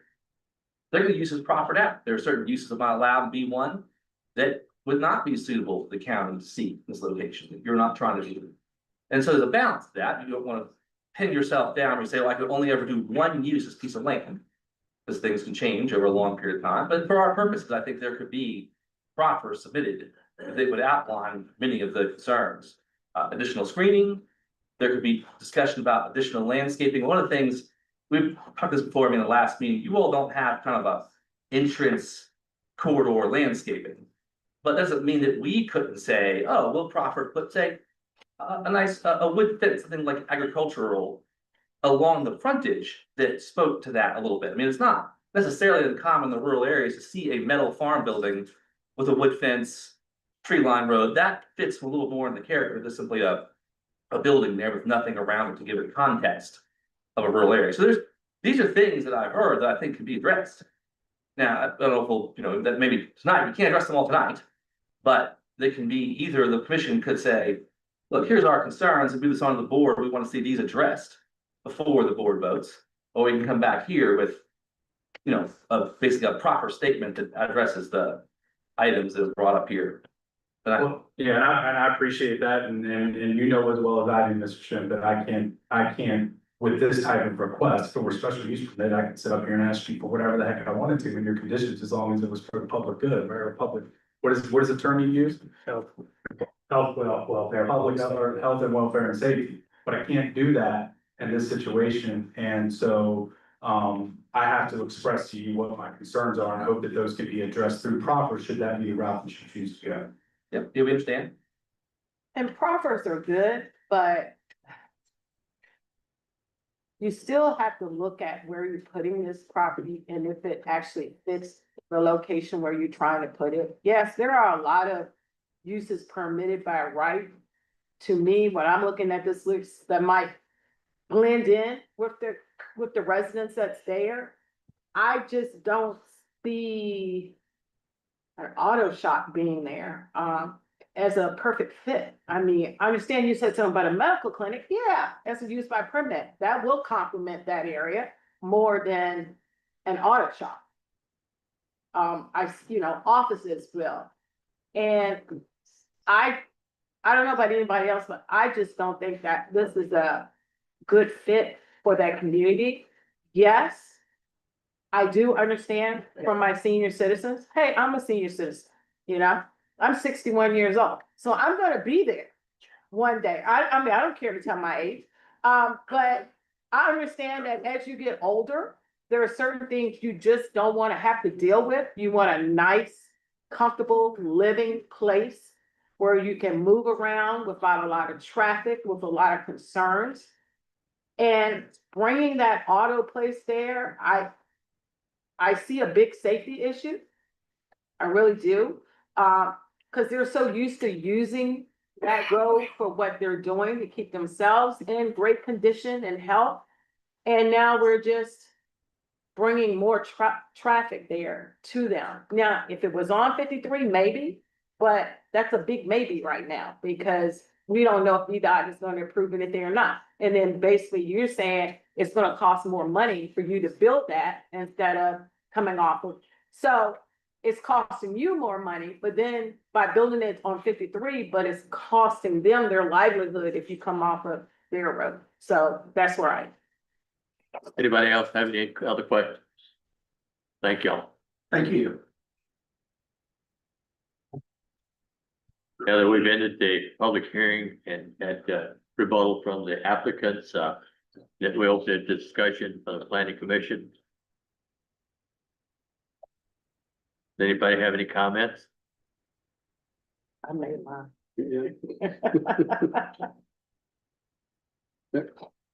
I agree with Mr. Good that we need some guarantees.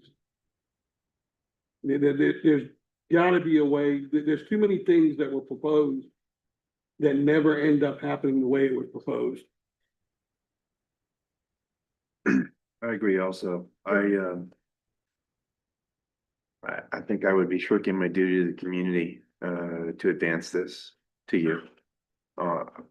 At the Board of Supervisors, in the present state. So I would ask the applicant to consider everything they heard tonight.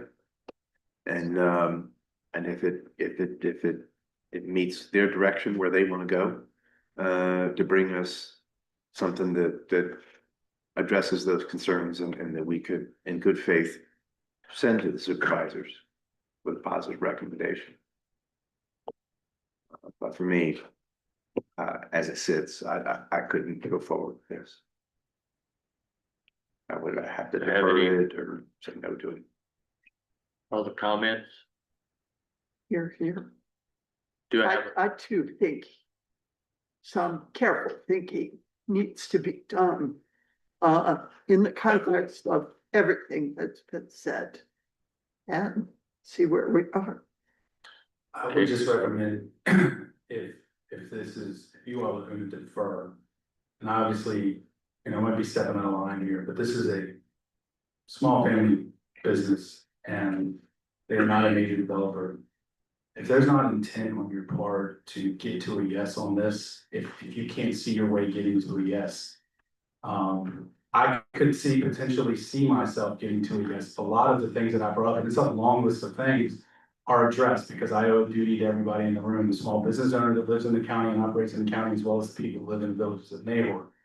But as someone whose family also is involved in a small business and we have to go back to the drawing board on a lot of things, I'm not saying that a deferral would necessarily mean a yes, but if you can never see yourself coming around to this, it wouldn't make sense to make them go and spend a bunch more money. I know they're gonna close on the property, but it just seems to me that if we want them to get to some of the things that we had talked about and address those things, great, that's awesome. Let's let them come back. Let's give them 2 months to do it or however long you guys decide to do it. But I think that there needs to be a good faith effort because I think, kicked a lot of things down the road just for the purposes of kicking it down the road here lately. And what that does is it kicks things down the road for these people and it causes a lot of things that I think could be avoided. So, if the purpose is just to kick it down the road, which I hope it's not, because again, I would like to find something that addresses a lot of the concerns that have been brought up in the room on both sides. But I'll just leave that at that and let you all come to the decision that you will. I mean, as a matter of process, if we deny it, it still goes to the Board of Supervisors. Correct. The planning commission action, if you took an action, would only be a recommendation. The final decision will be the board's.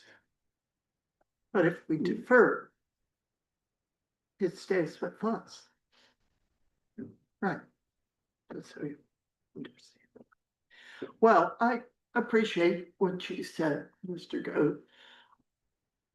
I always believe you can get to a yes. Of course, I place a great deal of faith in things like siting, design, landscaping, etc.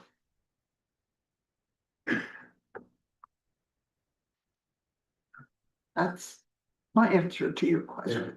Okay. Do I have a motion? I move that the planning commission recommend denial of CMP 2504, a request to amend the Fluvanna County zoning map to rezone 5.809 acres of tax map 17, section A, parcel 10, from R3 residential plan community to B1 business general zoning district. Okay, I have a motion by Mr. Larry Messina to deny this application. Do I have a second? I second. I have a second by Ms. Morgan. All in favor, say aye. Aye. Chair votes aye. 3-2. It is denied.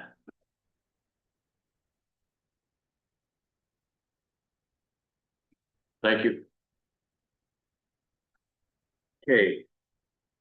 Brief recess. Okay, we're gonna take a brief recess and we will finish and conduct the business in finale. It was just a whole. Correct. Yeah, thank you.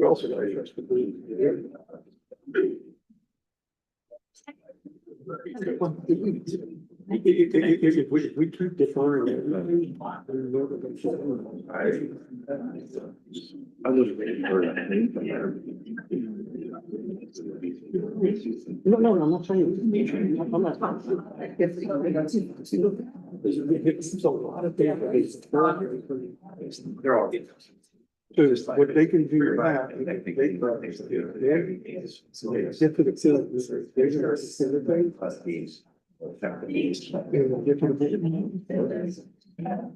They make us have support to the end of this day. The board can contract. Think maybe the applicant might be better off. Mr.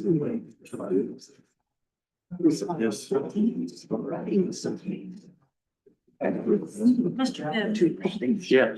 Was it recess at 10:09? Was it recess at 10:09, I think? Yeah. I think so too. That's 10-11. It's 10-11 now. Exactly. But And one said, what ended up happening is when they adopted the zoning code, instead of doing the work they first and zoning. Anything that wasn't already zoning, something else. Was not as I know. So every time someone. let's see.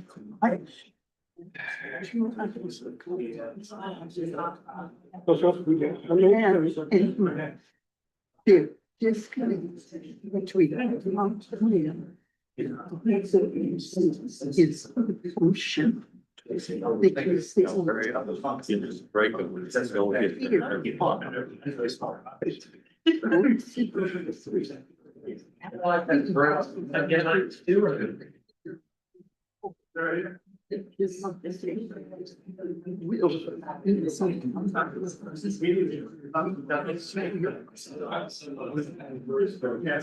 Oh, I'm sorry. Oh, it's that he said her, yeah. I don't want us to be a memory block. I don't either. And then have it.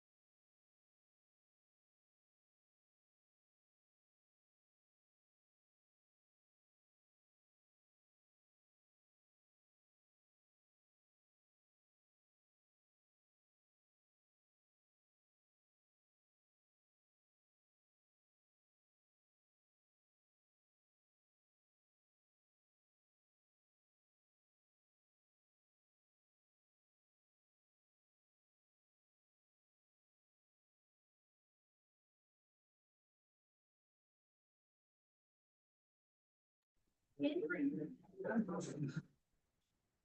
now finishing our recess. We are now reopening the meeting at 10:20.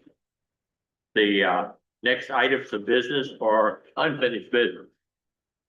The first item is SA 2501, Planning Commission Substantial Accord Review and Determination for Expedition Generation Holdings per Code of Virginia 15.2-2232. And Mr. Chair, you may recall last month, there was a public hearing on this. Expedition Generation Holdings had requested a substantial review substantial accord review rather, per 15.2-2223 of the Code of Virginia to determine whether their proposed electric generation plan is within substantial compliance with the county's comprehensive plan. That public hearing was held October 7th, our last meeting, and the commission deferred that request until tonight's meeting. Now, what you're seeing on your screen, the top paragraph is what the Code of Virginia stipulates, 15.2-2232B, basically stating that once a request is made, the commission has 60 days to act on it unless that time is extended by the governing body, in our case, the Board of Supervisors, which basically leads to what's happened next. In early November, Tenaska did request a further deferral until January 13th, 2026. And then subsequently at its meeting on November 5th, the board approved a resolution authorizing the planning commission to further defer this matter until January 13th to align that date with the recommendations for the two related cases, which are the SUP 2504 and zoning text amendment 2509. Consequently, staff are recommending that this be further deferred until January 13th, 2026. Okay, does anybody have any questions about this and so forth like that? I had found out myself that if we actually deferred it on our own on December the 6th, I think it would have been approved whether we deferred it or not. So. Remember to use your mic. Remember to use your mics. Sorry.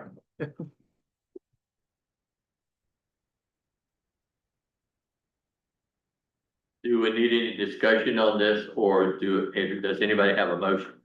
I'm prepared to make a motion. Okay, If there's no discussion. Then I would move that the planning commission defer decision on this request under Virginia Code. Paragraph 15.2-2232 regarding the proposed Tenaska project expedition electric generation station until the planning commission meeting is scheduled for January 13th, 2026. okay, I have a motion by Mr. Dorsey. Do I have a second? Second. Have a second by Mrs. Morgan. All in favor, say aye. Aye. Chair votes aye. 5-0 to defer. Thank you. Okay, the next item is CMP 2503, Zion South, tax map 11-A-88 and tax map 11A-93. We're open for discussion about this. This was deferred from our last meeting. I, for one, as you know, at the last meeting, I was the only one that was against deferring it because I thought it should be approved. The reason I thought it would be approved in 2009, we were doing the comprehensive plan. We were also required to do a UDA at that time because the state required us to do a UDA by July 11, 2011. 57 counties must include one or more UDAs in their comprehensive plan. And so we had to do that. UDAs are best appropriate for higher density development due to proximity to roads, water, sewer, and existing development. As part of the plan, I feel that this goes with a comprehensive plan. Back doing the writing of the comprehensive plan in 2009, part of the comprehensive plan says most new growth occurs at Zion's Crossroads, which develops into a large regional mixed-use center featuring employment centers as well as a diverse mixture of retail opportunities and housing options. Later on, in 2015, we, revised comprehensive plan. And in the comprehensive plan for then, what we said there is develop around Lake Monticello has primarily been stripped commercial development serves the needs of the local population. Zion's Crossroads is poised to become the new center of industry and commerce for the county. Its location in relation to existing and proposed infrastructure interstate interchange and the intersection of Route 250 making it the logical choice for business development. Additionally, rapid commercial development on the Louisa County side of Zion Crossroads will likely bring even more development to Fluvanna County. The Northwest Fluvanna, Southwest Louisa multimodal corridor study developed in conjunction with the Thomas Jefferson Planning District Commission projected there will be 28,000 additional jobs in the area by 2050. I doubt that anyway. The further entrance development opportunities in Zion's Cross or the counties of Fluvanna and Louisa have joined together to ensure that the infrastructure needs of the area are met. A joint pipeline for the James River is in the planning stages. So the reason I did think that it should be approved because it does meet all of the comprehensive plan as far as I'm concerned. And I kind of disagree because I'm looking at the Zion Crossroad Community Plan. And nowhere in the comprehensive plan does it say every major piece of property in Zion Crossroad should be industrial. It says mixed use. It says Zion Crossroad is envisioned to be the most intensely developed part of the county, consisting of regional mixed use, regional employment, and neighborhood mixed use development.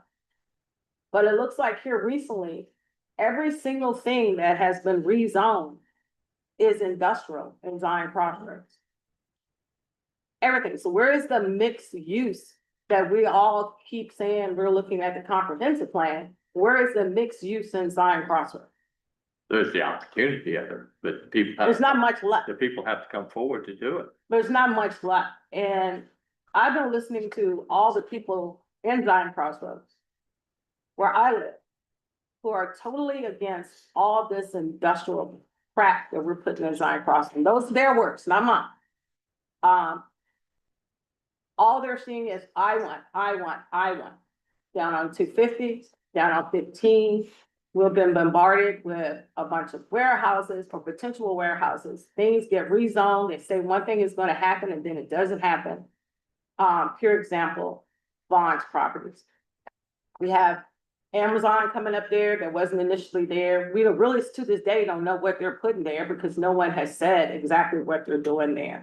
Even people on the Louisa side have been complaining about all the industrial development that's been done in Zion Crossroad. And then I look at it is that we're talking about jobs. Okay, it will create jobs, but our tax dollars are going into Louisa. That's where the food is, the grocery store, the restaurants, everything is in Louisa. So they might come to Fluvanna to work, but they're gonna spend their money in Louisa because Fluvanna just doesn't have anything I see that is valuable to anybody living up there. We don't have a grocery store. We don't have anything. And a lot of the people that live in that area at all, we just want to make sure it's the right type of growth for that area. We would like to see some commercial stuff up there. I don't see anything commercial up there. Everything's been zoned out industrial. And it just keeps going on and on and on and on. And somehow, somewhere it has to stop because that is an interest corridor into the county also. And all we're gonna be seeing these big ugly buildings. There is no green space. There is accidents constantly happening up there. The wildlife doesn't have anywhere to go. There's a school up there that a mile from, not even a quarter of a mile from where Amazon is gonna be sitting. There's a bus stop there. We're increasing traffic up there. It's just too much. I think it should be shared among the entire county, all this industrial growth. It shouldn't all just be in Zion Crossroads. And I think the people that were at our meeting the last time spoke against that. And if you look on the next door app, you can see all the conversations, but it's not just, again, not just from people from Fluvanna, but it's the people from Louisa also. So we're talking about tax dollars. Our tax dollars is going into Louisa. They're not staying in Fluvanna. We're talking about jobs, maybe. We have developers that come here and say they want to rezone their properties. But they're not bringing jobs here. They're just rezoning their properties to sell it to somebody else who would potentially bring jobs here in Fluvanna County. But again, where's the tax money going? Back to Louisa. That's where everything is. Okay, anybody else got any comments or discussion? Do we need to let the applicant make any comments? Yeah, I mean, an applicant wants to come up and answer any questions, that'd be. Okay, do you have it? Does anybody have any questions for the applicant? Okay. End of discussion. And do I have a motion?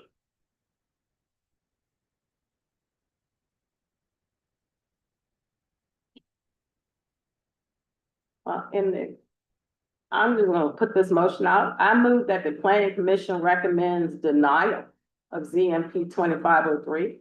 A request to amend the Fluvanna County zoning map to rezone 182.586 acres of tax map 11, section A, parcel 93, and tax map 11, section A, parcel 88 from A1 agricultural general to I1 industrial limited, subject to the proper stated October 3rd, 2025. But no one will get a second, so. Do I have a second?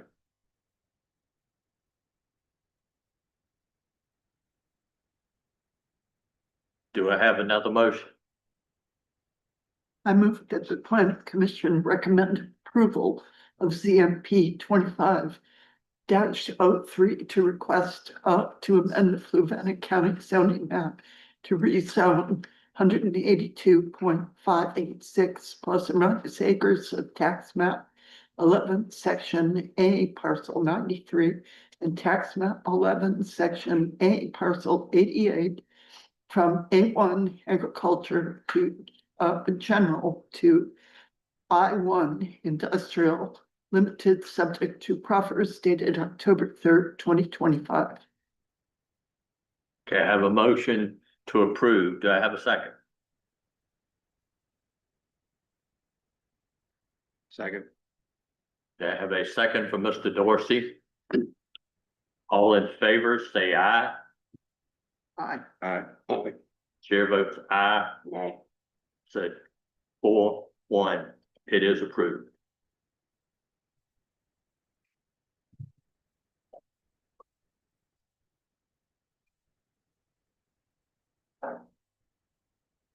The only business left is a comprehensive plan update for Mr. Fortune. And I'll keep this brief. First of all, just to bring everyone up to speed, we have been working on individual sections, updating the plan. It is moving along. We are hoping in the next few months to have a draft ready. So just be aware we are working on this. The main purpose that I need done tonight, you'll notice we talk about the advisory groups. Most of them have been meeting on a regular basis. The one exception is historic preservation. We've had some issues. We had one member drop out. We've had another member with attendance issues, so the group is real thin at the moment. So basically, they haven't met recently, and we've been working to identify a new member for the group, and we have identified a member, Gibson Worsham. There is an application from him, and he has expressed an interest in serving in this group. And we are asking the chair tonight to formally appoint Gibson Worsham to the Historic Preservation Advisory Group for the comprehensive plan. I appoint him to them.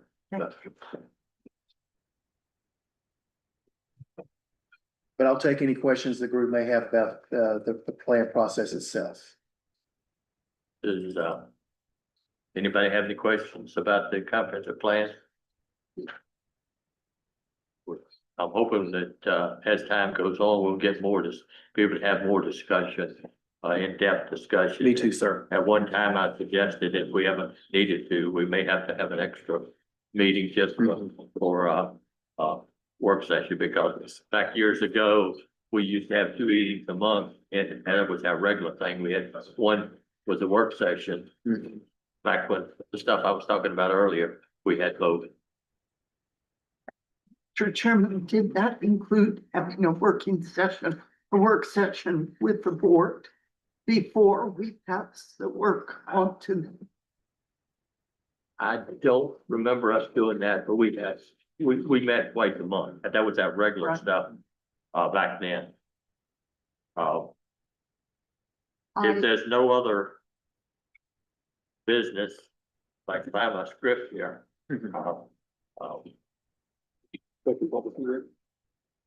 Motion to adjourn. You got it. Oh, I'm sorry. Public comment. That's fine. I'm sorry. I almost forgot something here because I was trying to hurry up here. This is time for the second public comment section. Anyone coming, wishing to speak, please come forward. State your name and address. You'll be limited to 5 minutes. Seeing no one coming forward, we'll end the second public comment section. Do I have a motion to adjourn? so moved. Mr. Kilpatrick is motion to adjourn. Do I have a second? Second. Second from Mr. Laguna. We're now adjourned at 10:36. Roll good. Okay.